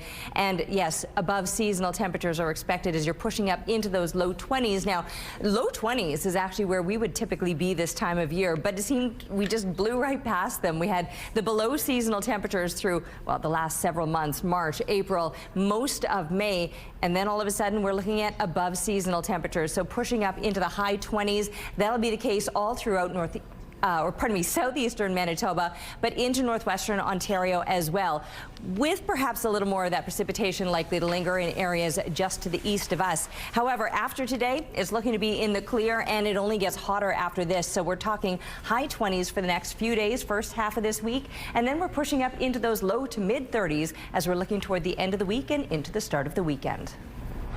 Thank you, Terry. We have some road closures to remind you about this morning. On Portage, the eastbound median and middle lanes will be closed from Kennedy to Carleton, and the eastbound median and left turn lanes will be closed from Balmoral to Memorial. On Century Street, the northbound curb lane will be closed from Ellis to Sargent, and on McGregor Street, all southbound lanes and the northbound median lane will be closed from Dufferin to Selkirk. Let's look now at your gas prices. In Winnipeg, the average is $1.73. It's a drop compared to Friday, and the lowest price in the city is $1.56. The same found at 3 gas stations. All this information is on GasBuddy.com. The Price at the Pump is brought to you by the Kidney Foundation. Help by donating your card today. Since U.S. President Donald Trump started calling Canada the 51st state and calling our Prime Minister governor, Canadians have had an elbows-up attitude. Many are aiming to buy Canadian-only products and have put their travel plans to the U.S. on hold. But this tension between Canada and the United States is not new. Trump is not the first U.S. president to set his eyes on Canada. A new book titled He Did Not Conquer, Benjamin Franklin's Failure to Annex Canada, examines that history. And joining us now is the author, Madeline Drohan. Good morning, Madeline. Good morning. Thank you so much for joining us. Now, it's not really surprising that there's been tension between our two countries, and it has to do with security, right? It's always been about security. Tell us what you found when you delved into this history. Well, I found that, in fact, the residents of what we call Canada and the residents of the United States have been at each other's throats pretty much from the very beginning. And that surprised me a little bit. And the tensions have gone up and down over the years, but they've always been an underlying factor. Okay. And what is it about the security that they've been concerned about this whole time? Well, in the beginning, when Canada was New France and a French colony, I mean, there was active hostilities between the two. So there would be these attacks from the north. And that happened during Benjamin Franklin's childhood. And so the idea of Canada being a threat to the security of the 13 colonies was very present at that point. Okay, and so what did Benjamin Franklin do? Well, from the beginning, he wanted Canada to be Canada meaning the territory of Canada, to be part of the British American colonies, because it would remove the threat. Basically, get rid of the French Canadians who were here at the time or assimilate them, but make it all one big group of British colonies. And then when the United States was created, he wanted Britain to give Canada to the United States. And what stopped that from happening? Well, there were two things, and two events that I cover in my book. The American colonists invaded Canada in 1775. The revolution had just started. It was one of the first acts of the revolution. They came north and they tried to conquer Canada, and they came within a whisker of doing it. Franklin was sent up to Montreal to turn around the invasion when it was failing, and he was not able to do that. So that was one of his first failures, to actually physically get Canada. He tried again during the peace negotiations in Paris between Britain and the United States. He wanted Britain to give the United States Canada as compensation for the damage that they had inflicted during the Revolution. So he failed that time because he fell ill at the end of the negotiations, and his fellow negotiators wanted other things more than they wanted Canada. Thank goodness for that. Yes. Okay, so then what made you go down this road? Because you were doing this research well before this whole elbows up movement and well before Donald Trump started threatening our sovereignty. So what brought you here? Well, it was a chance visit to the Chateau Ramsay Museum in Montreal, which is about Quebec history, but they have a portrait of Benjamin Franklin on the wall. And a little plaque says Franklin was in this very building when he came to Montreal to invite the French Canadians to join the revolution. And I knew nothing about that, so that started my research. I wanted to know, why don't I know? And what did he do? And so you learned all that, you put it in a book, and then all of a sudden now there's this whole elbows up mentality in Canada, which is great. But are you surprised that pride and resilience is still here after all this time? No, not at all, especially because, you know, you have to remember at the end of the American Revolution, Canadians basically said to the Americans, no, we don't want to be Americans. And that has continued. Okay, you are launching this book tonight. Tell us about what's happening tonight at the Whodunit bookstore. Well, yeah, the local branch of the Canadian International Council is sponsoring an event at the Whodunit bookstore, and so I will give a presentation, lots of good maps, and then have a discussion with people. I love to hear what people think. And if you want more information or you want to check it out for yourself, He Did Not Conquer, written by Madeline Drohan, presented tonight. Thank you, Madeline. Taking a look outside right now, look at that. It is 16 degrees, a little bit of sun as well. We're going to take a break. We'll be right back after this.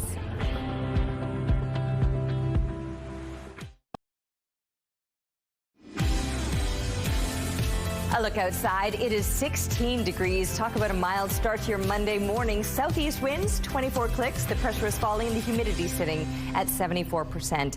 To be well above seasonal with just moderate winds, that seems like a really nice change up. I feel like any time that we've had the milder or warmer weather so far this year, it's been coupled with some intense winds. So to get that breeze, just a nice easy breeze, and still the warmth that I think a lot of us have been missing, it really feels like a gift, and it's a nice present to start the day. But after a while you might be saying enough, because this week it's going to get hot. There was a little bit of precipitation that rolled through last night. For those of you that did your gardening, you probably welcomed it if you in fact saw it. It was just a slim chance through southeastern Manitoba. A better chance now as it's moving into northwestern Ontario, and a little bit of that activity up into parts of northeastern Manitoba as well.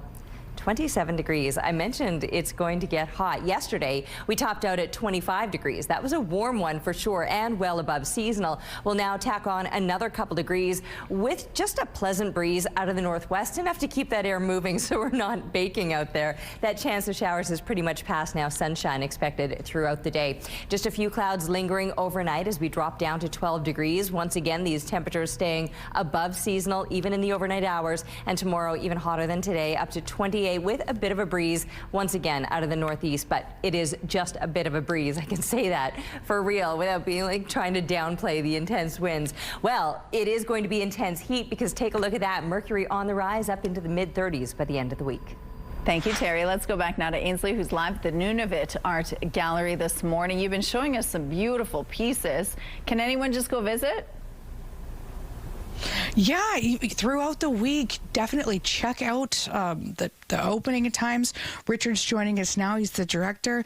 The idea, too, because Rochelle said, can anyone just visit, is to make art accessible for folks. Yep.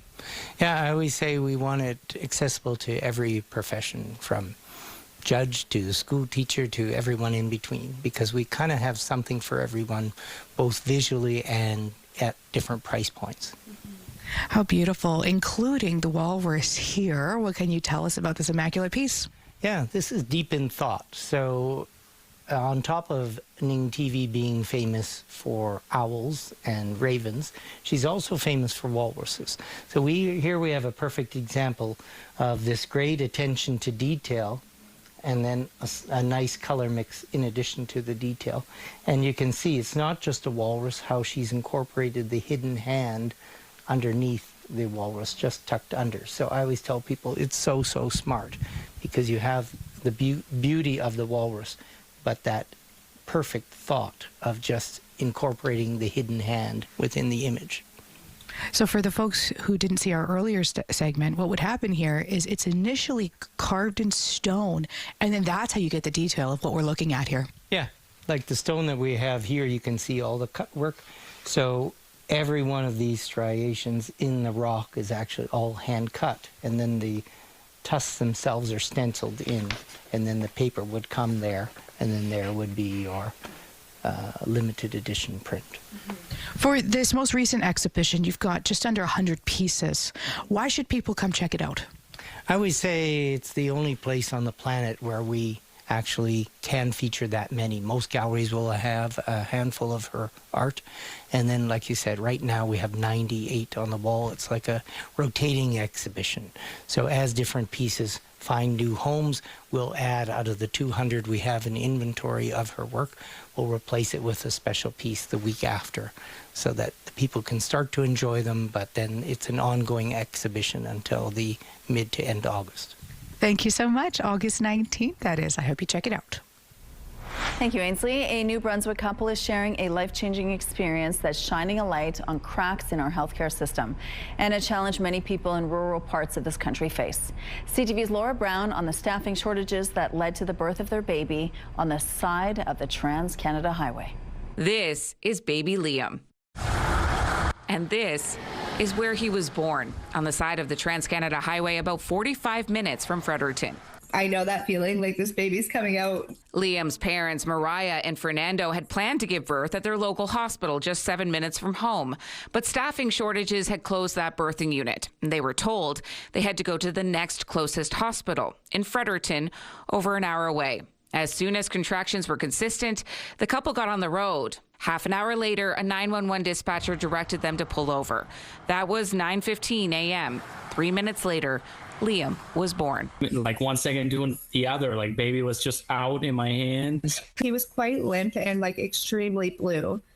So I had like mom instinct kind of just kicks in. Mariah got him breathing, and within 10 minutes, paramedics arrived. A month later, everyone is happy and healthy, even finding some humor in the situation, but only because their story ended well. Like when they were closed for when this happened, it was due to not having an anesthesiologist for a C-section. But it's kind of ironic because in a car, you don't have an anesthesiologist if something goes wrong either. Labor services at their local hospital were suspended again on Friday, the third time this year. Short physicians who can perform a cesarean section if required. Horizon Health says ambulances are available in emergencies and that pregnant women in the region who are beyond 35 weeks are being called by staff. But Mariah says she was never offered any added support or plan to be closer to Fredericton. There is a plan and it will bear fruit. New Brunswick's health minister is promising a new obstetrician has been hired and other recruitment efforts are ongoing. This person is close to coming on board. You will not see these diversions in the very near future. Mariah and Fernando say they don't blame anyone for what happened, but will never pass the stretch of highway without thinking about their son's birthday. Laura Brown, CTV News, Fredericton.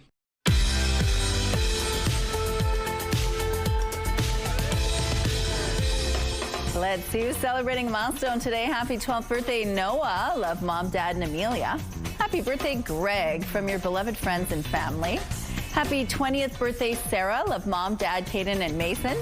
Happy 33rd wedding anniversary to Dean and Marilyn with love from your family. And a happy birthday, Tasha, from your besties, Randy Lee, Jordan, and Tristan. To submit your milestone, visit our website, ctvnewswinnipeg.ca, and fill out the form at least 2 days in advance. It'll also enter you into our monthly contest for a chance to win a $100 gift certificate to Party Stuff.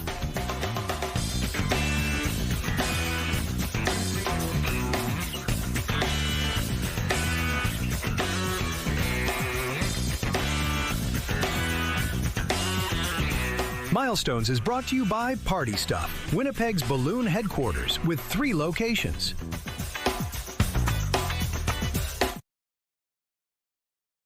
Weather is brought to you by the Better Business Bureau. Research at bbb.org before you buy.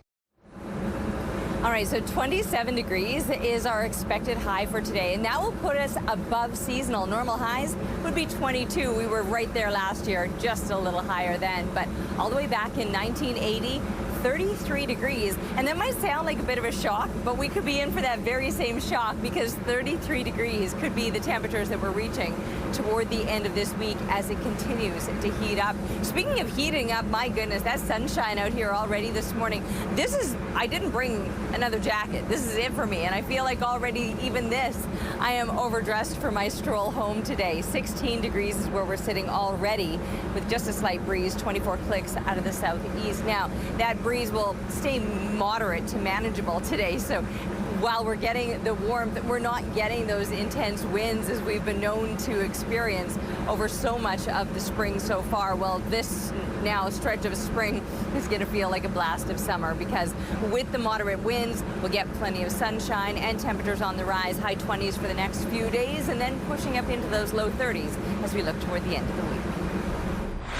Building up one's life after living rough on our Winnipeg streets isn't easy. It takes support from friends and community that can even become family. OPK is an Indigenous-led organization that's helped many keep stable and healthy lives while connecting to the streets as people navigate them daily. In this month's Commitment to Community, our Ainsley McPhail explains why donor support for United Way Winnipeg has been a lifeline. OPK's Director of Service, Mitch Bourbonniere, joins me now to tell us all about the wonderful things they do here in Winnipeg. Busy people, Mitch. Yes, we're a service organization, and we work in the inner city. We work with young people, we work with men and women, we run men's groups, we have a free no money store, and we do a walk on Tuesdays and Thursdays on Main Street. We hand out food, clothing, hygiene, feminine hygiene, pick up litter, pick up needles, do wellness checks, and look after the people and love the people up. The impact is huge. Tell us about it. Well, we see miracle stories every day of people turning their lives around. When they receive kindness and generosity and love, it strengthens them to reach out and ask for help. Oh my goodness, we do not exist without the United Way, and we actually live right across the street. We have navigators that support this building at the United Way, and so we have a great relationship with the United Way. We're here every day. OPK primarily works with Indigenous men from the age of 16 to 40 years old who have had involvement with gangs and/or the criminal justice system. They also work with youth, people who are in a vulnerable state and in need of assistance. Today, many choose to give back. This doesn't happen without generous volunteers. Jill Wilson and Jeremy Raven join me now to tell us all about that experience. Why do you do it, Jill?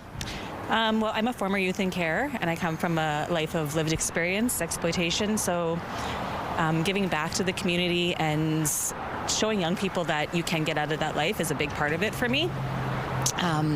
Being able to be that mentor and that just that voice and like showing them that they could be a positive part of the community too is super huge. And who better to be doing this than someone like you with the lived experience? It must be super rewarding for you guys.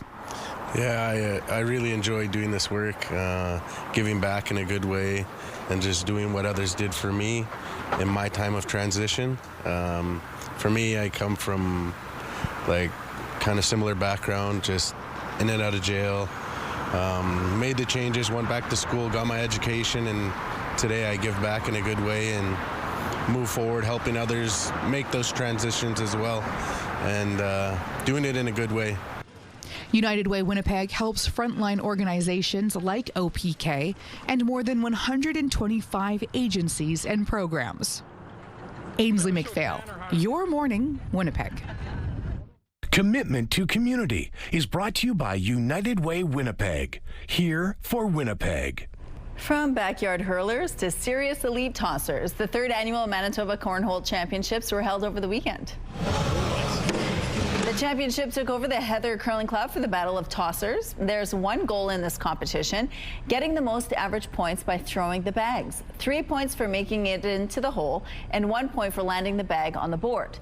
The Manitoba Cornhole Association says the activity has been growing so fast this year, they expanded into 3 divisions: competitive, intermediate, and social. Vice President Jason McNish says the entry barrier is really low and anybody can get good at it quickly. In terms of how the game started, he credited it to human nature. I think just it started with humans being competitive, and they probably were tossing something into a pail at some point, and then they thought, well, hey, let's stand up farther back. Hey, why don't we put a hole in the board and get Aunt Margaret to sow some corn into a bag, and we'll do that. And I think just over time, that game started growing, and other people took it on and made more official rules and more official boards and more official equipment. McNish says throwing the bag flat can yield a consistent result. He adds the boards are 27 feet apart, nose to nose. The bag weighs 1 pound and the hole is 6 inches wide. Jermaine Franklin in the Sports Center newsroom with your must-see moment from Sunday, and for it, we head to Indianapolis, the greatest spectacle in racing. The Indy 500 came down to the final lap. David Malukas leading off the final turn, but Felix Rosenqvist gets a run, pulls out, and wins the drag race to the checkered flag, the closest Indianapolis 500 finish in history, separated by 0.023 seconds as they cross the yard of bricks. A win of a lifetime for the Swedish driver and the must-see moment from Sunday. Tonight on TSN, we've got Game 4 of the East Finals in the NBA. The Knicks with a chance to eliminate the Cavaliers and move on to the NBA Finals. Our coverage begins at 7 p.m. Eastern, 4 Pacific. That's all for now from the Sports Center newsroom. Have a great day.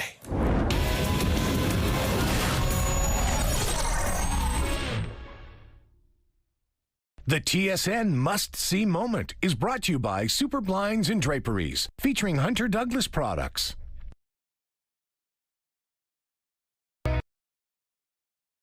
It's Monday, May 25th, expanding the vaccine eligibility list. WHO is now gaining access to free hepatitis A vaccines as the province looks to curb a concerning rise in the number of cases. Optimism about oil news. A peace deal to end the conflict in Iran has speculators hopeful. An end to higher petro prices may be on the horizon. And here's one to watch. This classic timepiece, once owned by an avant-garde artist, could fetch nearly $500,000 when it comes up for an auction. Your Morning Winnipeg starts right now.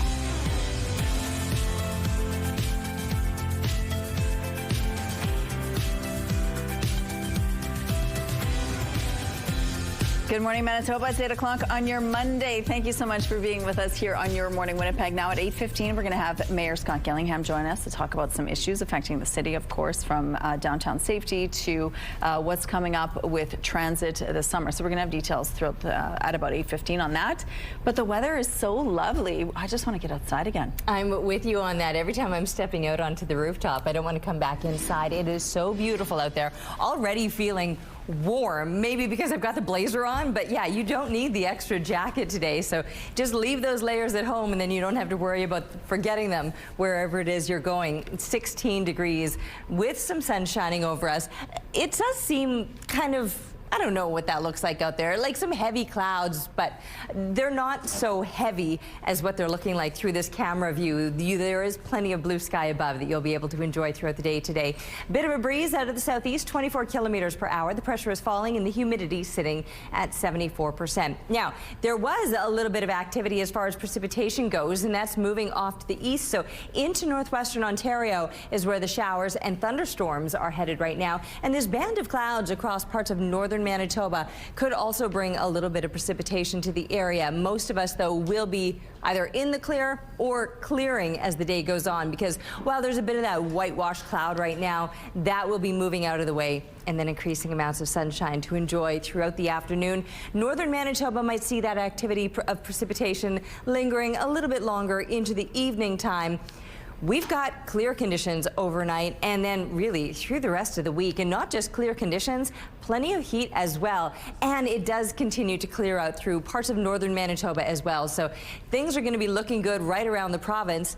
But if you got the plans in over the weekend, you're going to be having to do the watering all on your own because Mother Nature is not bringing much in the way of precipitation throughout this week. Plenty of heat, yes.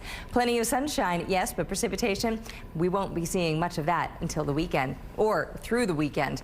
And a big thanks to Ellis for this colorful art that you shared with us today, and we'd love to see more of what it is that you're working on, so please keep that artwork coming. Send it to us through our website, ctvnewswinnipeg.ca, and when you do, you're entered to win a $100 gift card from Crockadoodle on Keniston.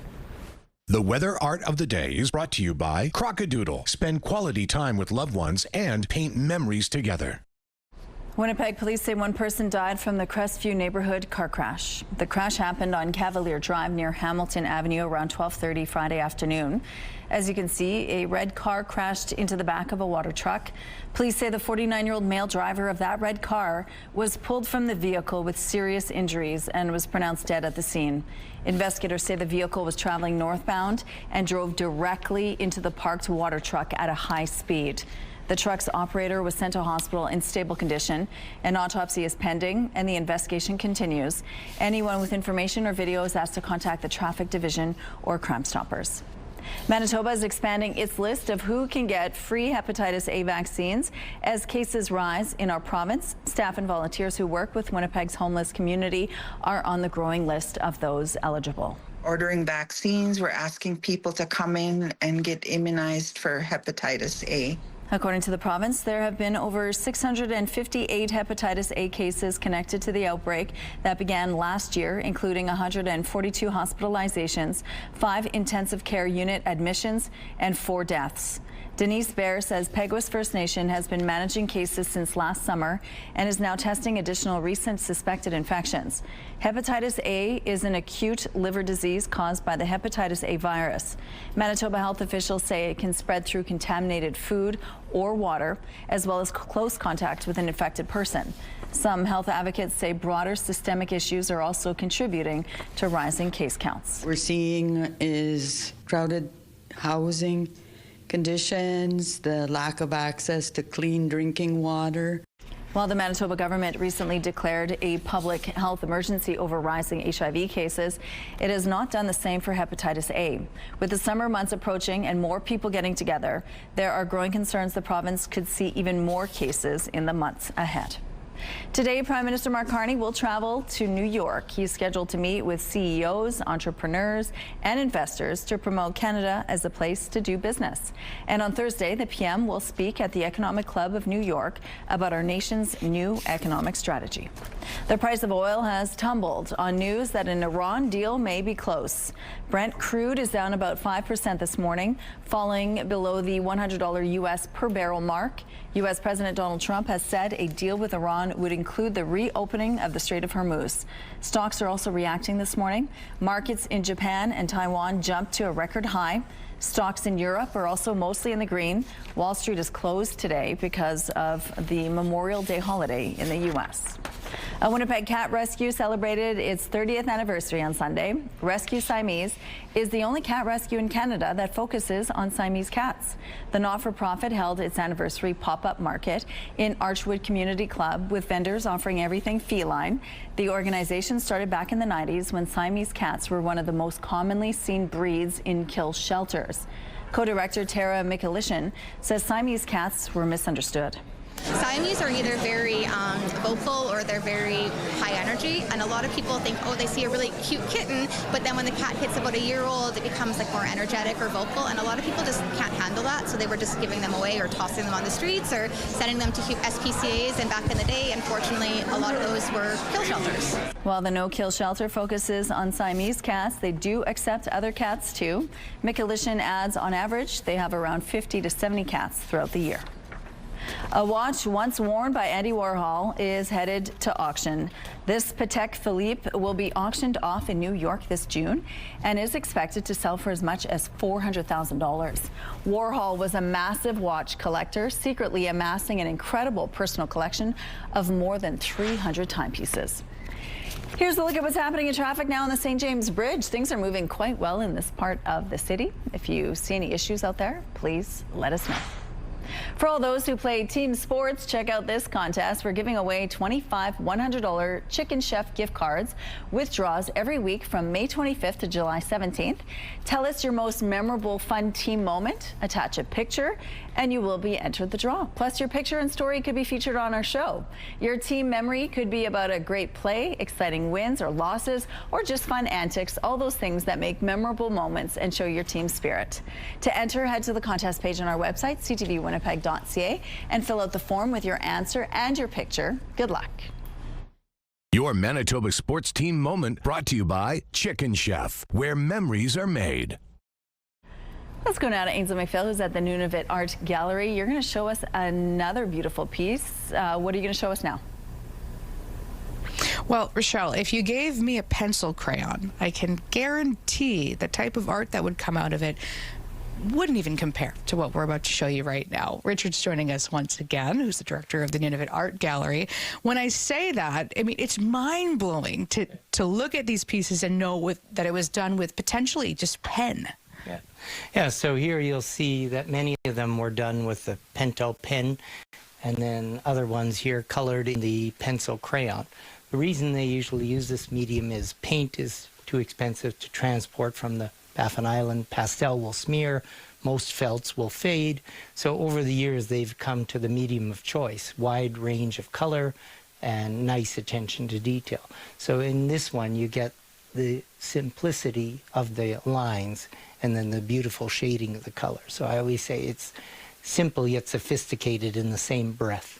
There's that, but then there's also the Arctic themes too, exemplified through these various pieces. What can you tell us? So here we have a snowy owl, a dancing polar bear, and here you have an Arctic myth, essentially of a Inuit legend of a nightmare.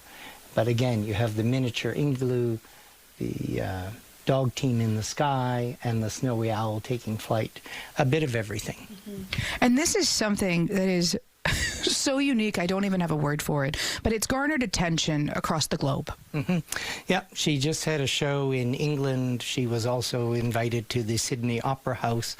And then I always say we've been featuring her art for over 20 years.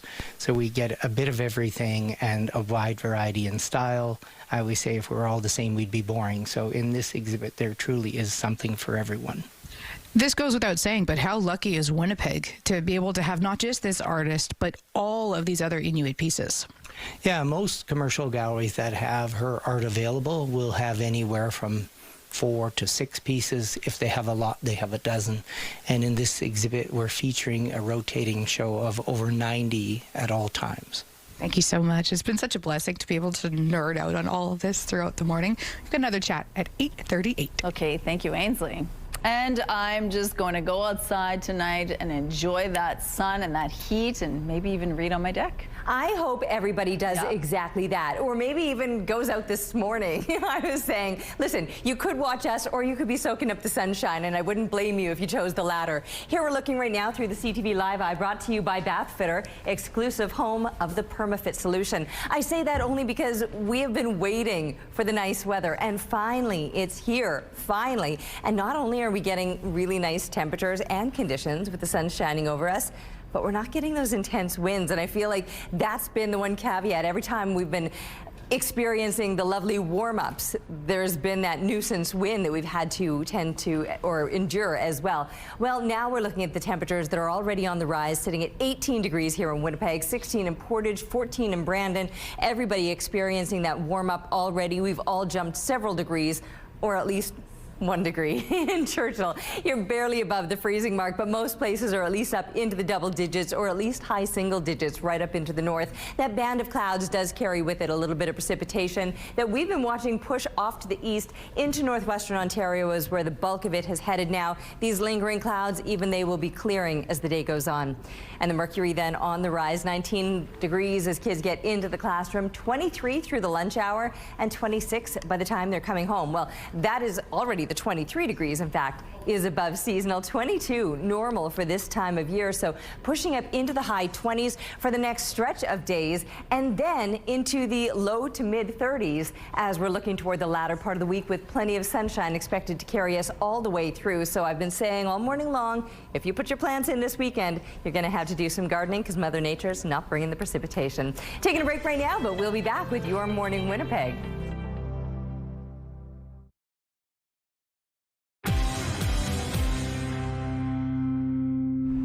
More safety patrols and outreach workers are hitting the streets in downtown Winnipeg. It's all part of a $2 million plan to make downtown safer this summer. And joining us now with more on this is Mayor Scott Gillingham. Good morning, Mr. Mayor. Good morning. Good to be here. Well, thanks for joining us. Now, this $2 million, how will it be allocated and how will it be used to make downtown safer? Well, first, I need to say thank you to the province of Manitoba, because most of that, the majority of that investment is their investment in partnership with the City of Winnipeg. And really how it'll be used is through partnerships. So the Winnipeg Police Service, the Downtown Community Safety Partnership, the Downtown Biz Patrols, the Community Safety Officers are all working in a coordinated fashion to establish really a blanket of safety in the downtown. And the focus is about making sure that people, if someone's involved obviously in criminal activity, well, that's a police response and we'll get police there. There's more foot patrols that are patrolling the downtown and the Exchange District. But if someone is needing social assistance, if it's more related to the need for housing or support for recovery from addiction, we're going to get them that response that's specific to their need. And so really what these funds are about, it's about a coordinated response, a partnership response to making downtown safer for everybody. And part of that is this support for Bill 48. That's the bill that will allow people on drugs like meth to be detained for 72 hours. Why did you feel it was important to support the province on this bill? At the outset, when the province came out with this bill, I've been supportive and remain supportive. There's, compassion and tolerance are not the same thing. And so sometimes the most compassionate thing to do, I believe, is to no longer tolerate people's struggle with addiction and struggle with sometimes the social disorder that comes with that. And so we need to intervene. The province's Bill 48 will allow the support workers really to hold people for up to 72 hours so that they get the help that they need. It's more likely if we have somebody, we hold them longer, that we can get them connected with recovery services. I've had paramedics tell me and firefighters tell me that sometimes they'll respond to the same individual twice. One person said they responded 3 times to an individual in their shift. And so someone overdoses, the paramedics go out, they're called, they respond to that person. It's a 10-hour shift that they're on. Right. They can respond to that same person 2, sometimes 3 times. That's not working. And so we need to disrupt the system. The 72-hour hold will allow us to make sure we can get people the help that they need. And at the same time, making the streets safer with that as well. Absolutely, making the streets safer. It's a combination, because sometimes people's addiction can lead them into criminal behavior and social disorder. We really need to get people the help that they need. Okay, let's talk about the open houses that you're having tonight and tomorrow. It's the zoning bylaw rewrite. What is a zoning bylaw rewrite and what's happening at the open houses? Well, there's 2 zoning bylaws in Winnipeg. There's one for downtown and there's one for the rest of the city. Okay. And what a zoning bylaw is all about, it's all about how we develop our communities, where housing goes, what type of housing goes where commercial spaces are put, where parks go.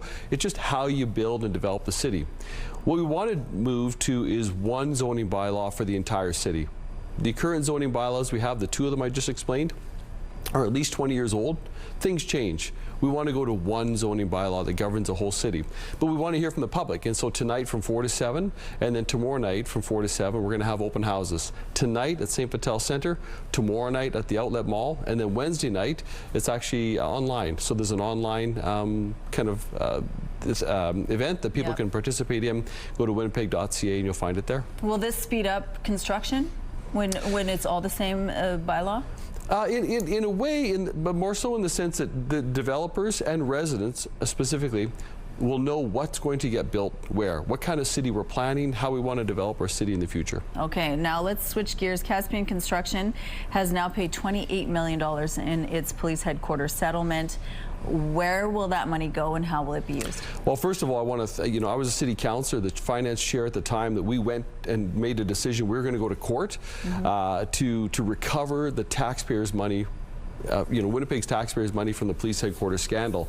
And so Caspian Construction was named in that suit, and they were required to pay $28 million to the city of Winnipeg. Now, not every city councillor at that time decided to support the call to go after Caspian and the money, so I'm really pleased that we have the money now. We've recovered almost $30 million for the citizens of Winnipeg, for the taxpayers. Those funds, most of them, will go towards assisting the city of Winnipeg Stabilization Fund, our rainy day fund, to kind of beef that up a little bit, and then the rest of the money it'll be determined through the next budget process where that's allocated. And Mr. Mayor, you have put your hat in the ring to run for the mayor again in the next coming up election. So to be fair to the other candidates, this will be our last chat with the mayor until after the election. So wanted to thank you for your time and all the discussions we've had over the years. It's been really great getting to know you, and good luck in the election. Thank you. I appreciate it. It's an honor to be mayor. We've started a lot of great projects, and there's a lot more to go. And so I'd like the opportunity to, to complete some of the work that we've started. And so yes, running again, and the election is October the 28th, and I look forward to seeing people at events and at their doors in the coming months. Okay. Thank you, Mr. Mayor. Thank you. All right, it is beautiful. It is sunny out here. It is already pretty warm. 18 degrees, comes with a slight breeze. 24 clicks out of the southeast. The pressure falling, the humidity sitting at 66%.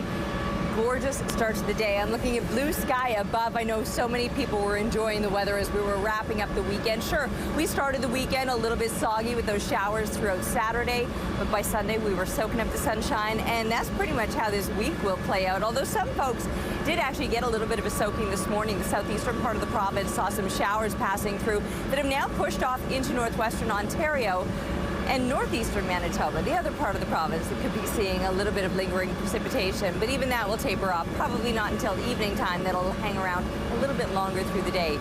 But yes, increasing amounts of sunshine for the rest of us as these last few clouds continue to clear, and it is going to warm up big time. I mean, yesterday we got up to 25 degrees, which I feel was a bit of a shock to the system because we haven't had a lot of days in those mid-20s, especially mid-20 days that don't come with an intense wind. So yesterday was quite pleasant, and this week even more so for those of you that are loving the kind of heat that Mother Nature's going to throw at us this week, because we're talking mid to high 20s for the first few days, but then pushing up into those low to mid 30s. That's where we'll spend the latter part of the week with plenty of sunshine right throughout and into the weekend. And a beautiful shot of this stunning full rainbow taken out in the Shoal Lake area by Marilyn. Thanks for this, and keep them coming to Winnipeg Weather at CTV.ca. Weather is brought to you by Blinds Are Beautiful. Our new Hunter Douglas showroom is at 900 Lorimer.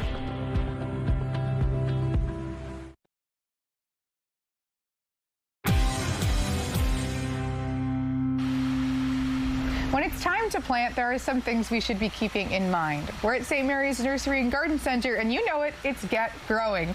Carla, we've got some gorgeous arrangements here. What should we do next? Well, I wanted to give you a little bit of garden tips on planting, and it's planting containers, because a lot of people go, well, how many plants do you put in? How many plants do you put into your hanging baskets? And what do I do to prepare when I'm planting?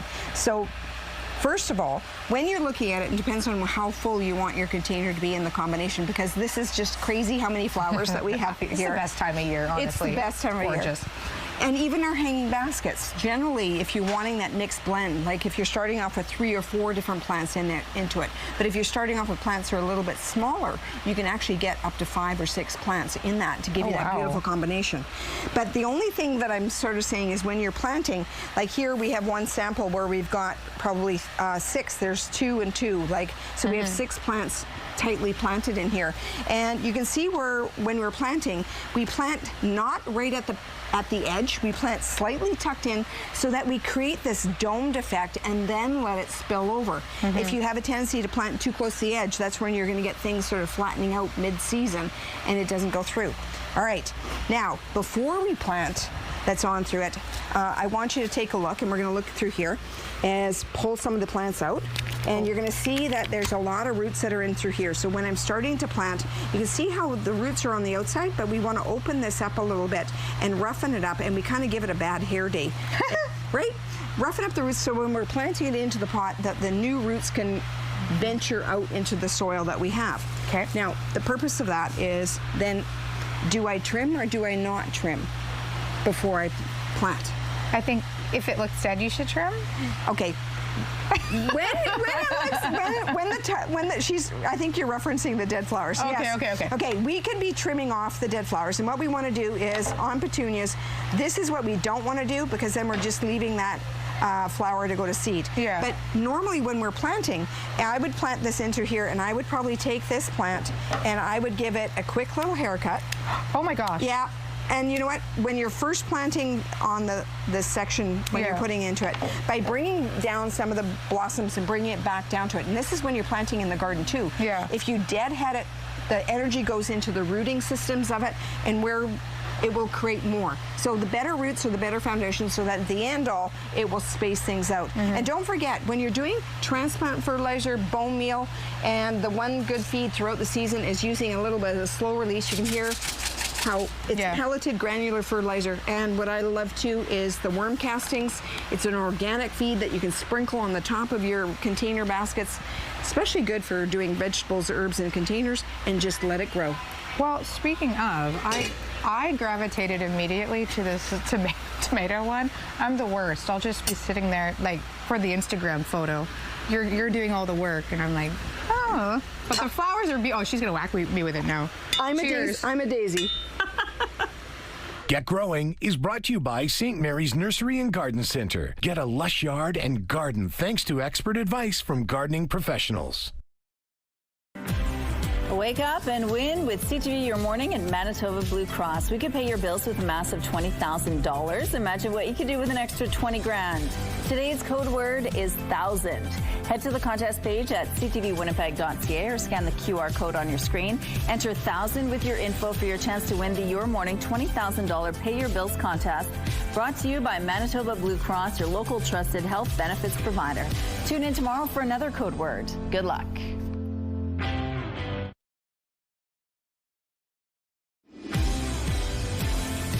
Beautiful start to your morning, 18 degrees, and we're seeing even more sunshine out there now as these clouds slowly begin to clear. Southeast winds are 24 kilometers per hour. The pressure falling, the humidity sitting at 66%.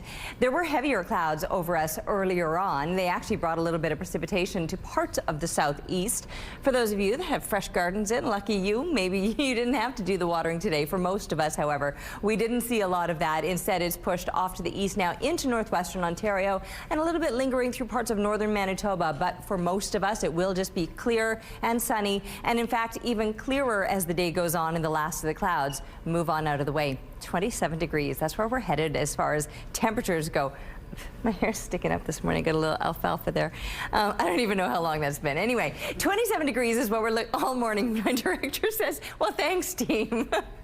Can count on you, can I? Anyway, 27 degrees is what we're looking at for a high. That is above seasonal, 22 being a normal daytime high. So 27 is where we're headed today, only dropping to 12 overnight. 8 degrees would be normal for this time of year. And then 28 degrees for tomorrow. Plenty of sunshine once again. Moderate winds are expected. From there, it actually continues to heat up for the latter part of the week. We're talking into the low to mid 30s. With plenty of sunshine, no signs of precipitation, although I will say anytime we get this kind of heat, you know that thunderstorms can develop rather quickly and unexpectedly. So maybe the possibility of Mother Nature showing up with the goods, but for the most part, the watering is going to be up to you. Proof that thieves will steal anything, even if it's bolted down. Children at a Headingley preschool now have a large empty space where their play structure used to be. Like, how would someone steal a structure? It was not a small structure, it was a large structure. When Angie Izzard first arrived to open up her Headingley preschool Friday morning, she noticed a portion of the fence was broken open and damaged. And then an even bigger surprise, the wooden play structure, which was bolted to the ground, was gone. She believes someone ran through the fence with a vehicle, cut a few cuts through the wood stilts, and hauled the entire play structure away in the middle of the night. 53 kids from 18 months to kindergarten age attend the preschool, and they weren't the only ones upset by the theft. It's crazy to think that somebody has the audacity to come to a children's center, a children's school for little kids, and steal their toys. A GoFundMe is in the works to get a replacement play structure in place as soon as possible. RCMP say they are investigating. Someone in Manitoba is $46 million richer. Last Tuesday, Lotto Spot announced the winning ticket for Saturday's Lotto 649 Gold Ball draw was purchased in the province. According to Lotto Spot, it was bought outside of Winnipeg. CTV News has since confirmed the winning ticket was sold at First Stop Grocers in Whitemouth. An employee there says the winner is a resident of the town. No official information about who the winner is has been revealed. They have 1 year to claim their prize. Montreal is hoping to take advantage of home ice in Game 3 tonight. It's the third time the Canadiens have split the opening two in the postseason. They opened the best-of-7 Eastern Conference Final Series with a win and a loss against Carolina, just like they did with Tampa Bay and Buffalo. The puck drops at 7 Central Time tonight in Montreal. With the World Cup just a couple weeks away, there is new debate about whether Canada's role as co-host is worth the cost. CTV's Andrew Johnson on what the experts have to say. Predicting whether a host city will end up a winner or a loser after an event like the FIFA World Cup can be a game of perspective. Host politicians often provide the most positive outlook, as we have seen in the past in both Toronto and Vancouver. It will put Toronto on the map. We are literally going to get the equivalent of 30 to 40 Super Bowls in the city of Vancouver over the course of a month. At the opposite end of the prediction playing field are sports economists like this one. The mayor of Vancouver is bordering on criminal behavior, not criminal in the sense that he should go to prison, but criminal in the sense that he continues to double and triple and quadruple down by promising these benefits that I have been saying for 8 years as an expert, they're not going to happen. The latest round of debate was kicked up this week by a report from Canada's budgetary watchdog that to host 13 games as of now will cost taxpayers $1 billion, a figure that has ballooned since the original bids. It's going to be higher, and the real number is going to come out in August and September when everything is done. That's just the way it goes. According to Taisha Redden, an expert in urban planning from the University of Toronto, the way it goes is host cities almost always lose money, despite seeing a post-event tourism boost. She says it's happened at 12 of the past 14 World Cups. But the data has borne out over years, decades, and geographies that these events very rarely, if ever, meet these projected revenues. But in the short term, she says bringing the Olympics or World Cup to town does provide big political gain. It's a great photo op. It's a great vanity project. It's a great way to push through some capital infrastructure if you have projects like that in mind. Redden thinks on a global scale, we need to radically rethink the bidding process for international events, and organizations like FIFA should be picking up more of the tab. Andrew Johnson, CTV News, Vancouver. Here's a look at what's happening in traffic now on Donald Street. It looks like things are moving well to start off this Monday morning. Here's a look at your gas prices now. In Winnipeg, the average is $1.73. It's a drop compared to Friday's amount. And the lowest price in the city is $1.56. The same found at 3 gas stations. All this information is on gasbuddy.com. The Price at the Pump is brought to you by the Kidney Foundation. Help by donating your card today. It's time now for your answers to our question of the day. We wanted to know, how did you enjoy the nice weather this weekend? Elaine says she went for a walk, a jog, and played with my neighbor's dogs and planted some seeds in my garden. Unkty shared this weekend, we celebrated my son's 15th birthday with family, had lots of laughs. Marlene did lots of nature drives and ended the weekend with ice cream in Niverville. That sounds lovely. Kathy visited several local garden centers and she did a lot of planting. Carol says we spent the weekend at Grand Beach, no bugs, set up a hot tub for the beautiful cooler evenings. Lucky. Tweety texted, we enjoyed the weather, measuring our yard for a bigger above ground pool. Yay, and ugh, not fun weeding. And Phoebe and Felicity rode their bikes and went to the park. Thank you so much for your responses. Question of the day, brought to you by Provivo, Manitoba's #1 cool sculpting clinic. Science-backed body contouring. Let's go back now to Ainsley, who's live at the Nunavut Art Gallery this morning. Hi, Ainsley. Hi, good morning. This is the first time I've been here, and it certainly won't be the last. We've seen some of the processes, including with the stone like this. I'm a tactile person, so I just love touching things. Richard's joining me once again. But with what you're going to show us next, Richard, it's not done with stone. It's done in a different way. Yes, this is the etching aquatint. So where the other stone cuts were done on Arctic stone, this is actually done on a metal plate, typically zinc or copper. And then that's why you can get this attention to detail, because with the metal tools, they're allowed to cut deeper and cut more precise and details in this. And then the aquatint is actually where they layer on the color. And then so you can see this hand-colored etching aquatint.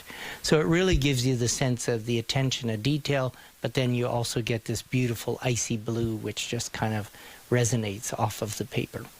And this is where my mind goes, but if you mess up one thing, it's like, oh no, I've messed up one thing. Does that kind of not ruin the piece, but you know what I mean, really impact that? Yeah, more so in the stone cut. Like if the stone chips away, then you either have to modify it or start again on this sheet of stone.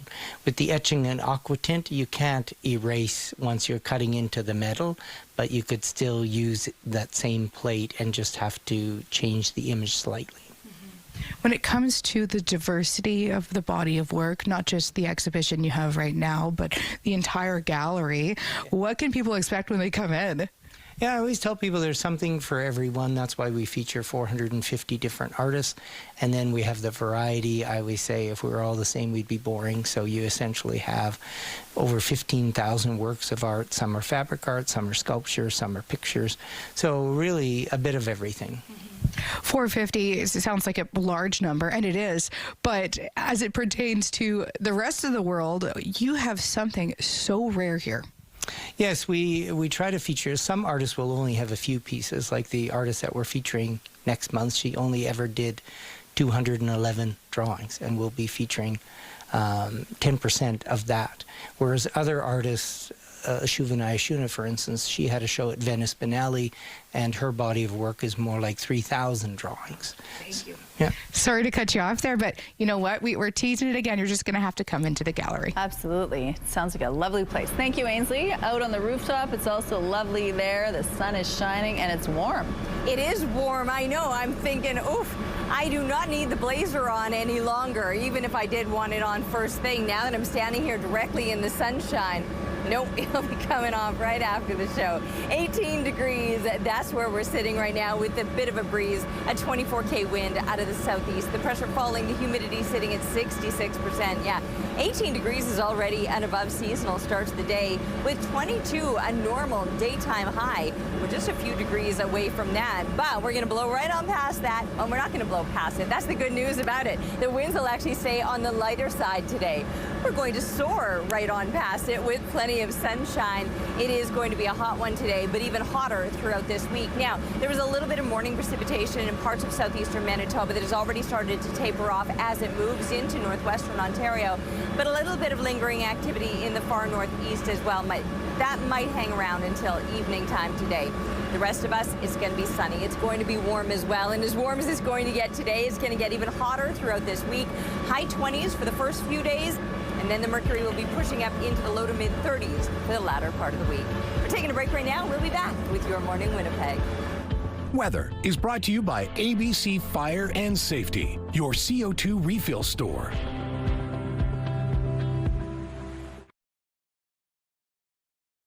Have a news tip, When you see news happening, let CTV News Winnipeg know. Text your tips, pictures, and videos to 10400. That's 10400. Message and data rates may apply. An online search for the word menopause now triggers an avalanche of hits, but that has left many women trying to sort out what's true and what's not. CTV's Genevieve Beauchemin on those trying to help with a menopause mentor. A web of ads, information, money-grabbing scams, misinformation about menopause has popped up online. This after online searches for the word menopause have surged since 2022.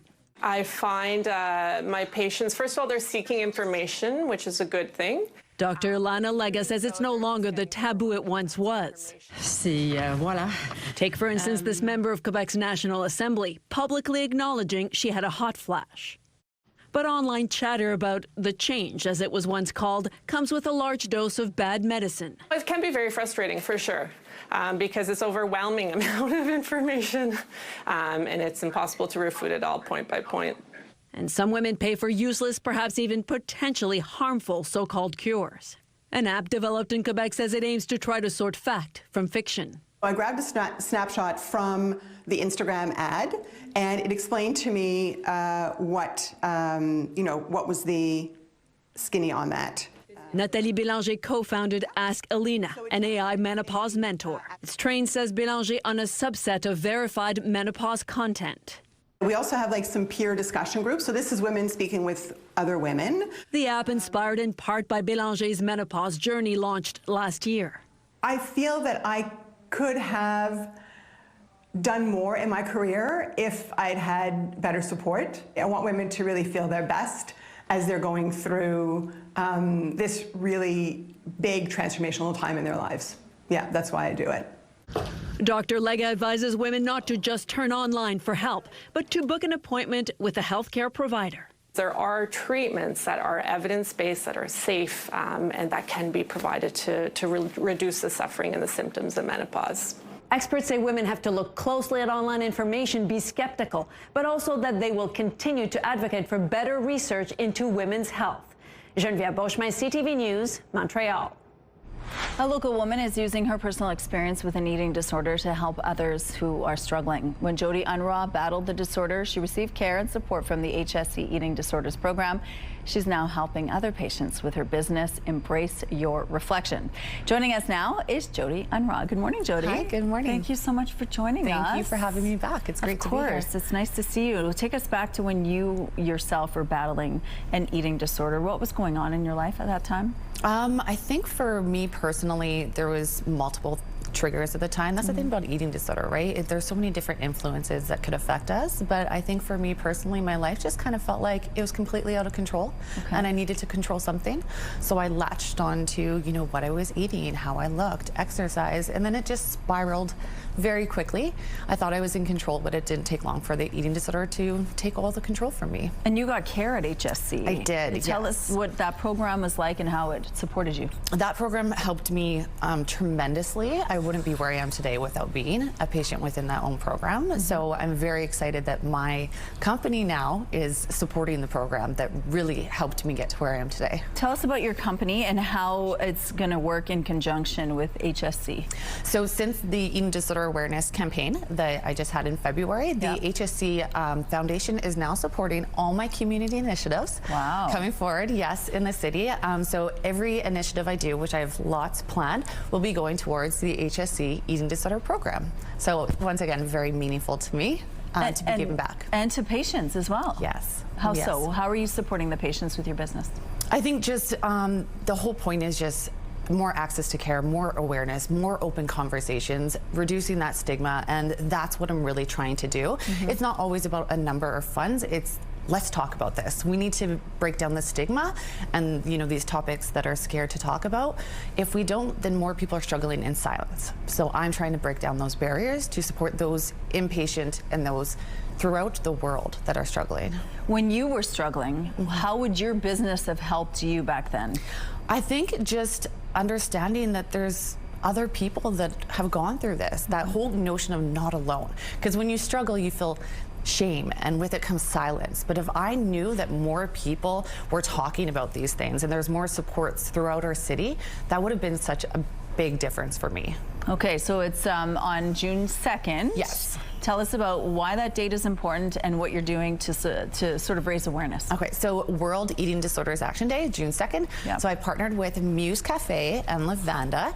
So $1 from every purchase from both cafes throughout the day will go to the HSC Eating Disorder Program. Yep. In the evening, we also have a connection and awareness gathering. So this is simply an event at Lavanda, open to everyone throughout our city to come and to learn more, to support, and once again, that reminder to anyone who's affected that they're not alone. Okay, and then you're going to be at Assiniboine Park a lot this summer as well. We have community initiatives at Assiniboine Park as well. So these events are all rooted in movement, connection, community. So I have guided reflection classes, fitness, yoga sessions as well. And I have so many amazing local businesses that will be on site as pop-up partners to create just an overall experience right here in our city. And everyone is welcome, right? Everyone is welcome. Yeah, all fitness levels. Not everything's fitness related. Some of them are, but this is just an opportunity for, once again, our city to come together and to have these conversations, to learn more, and as always, supporting those affected. Okay, well, if you want more information, we have a link on our website. Thank you, Jody. Thank you so much for having me. Of course. Looking outside, it is 18 degrees. I'm not sure what we're seeing out there, this kind of haze. There are a few wispy clouds, but it always looks so different when we look through the camera. Anyway, if you want a better idea of what it looks like outside, step outside. You don't even need a jacket this morning. 18 comes with a bit of a breeze out of the southeast, 24 kilometers per hour. The pressure is falling and the humidity sitting at 66%. Yeah, I don't know what that is. I mean, there are, like I said, a few clouds out there, but it certainly doesn't look like that. Not when I've been up on the rooftop anyway. And most of those clouds are going to be clearing out as that system of precipitation that was inside those clouds moves off to the east. Some showers and thunderstorms still expected further to the east of us, but there's a little more precipitation tucked in that far northeastern part as well. As it clears out here in the south, we'll see a lot more sunshine. We'll feel a lot more heat. Yesterday we got up to 25 degrees. That felt warm because we've had basically nothing to reference it against other than the below seasonal temperatures. So 25 degrees for yesterday, 27 today, 28 for the next couple. And then we're pushing up into those low to mid 30s where we'll stay for the latter part of the week. Taking a break right now, but we'll be back with Your Morning Winnipeg.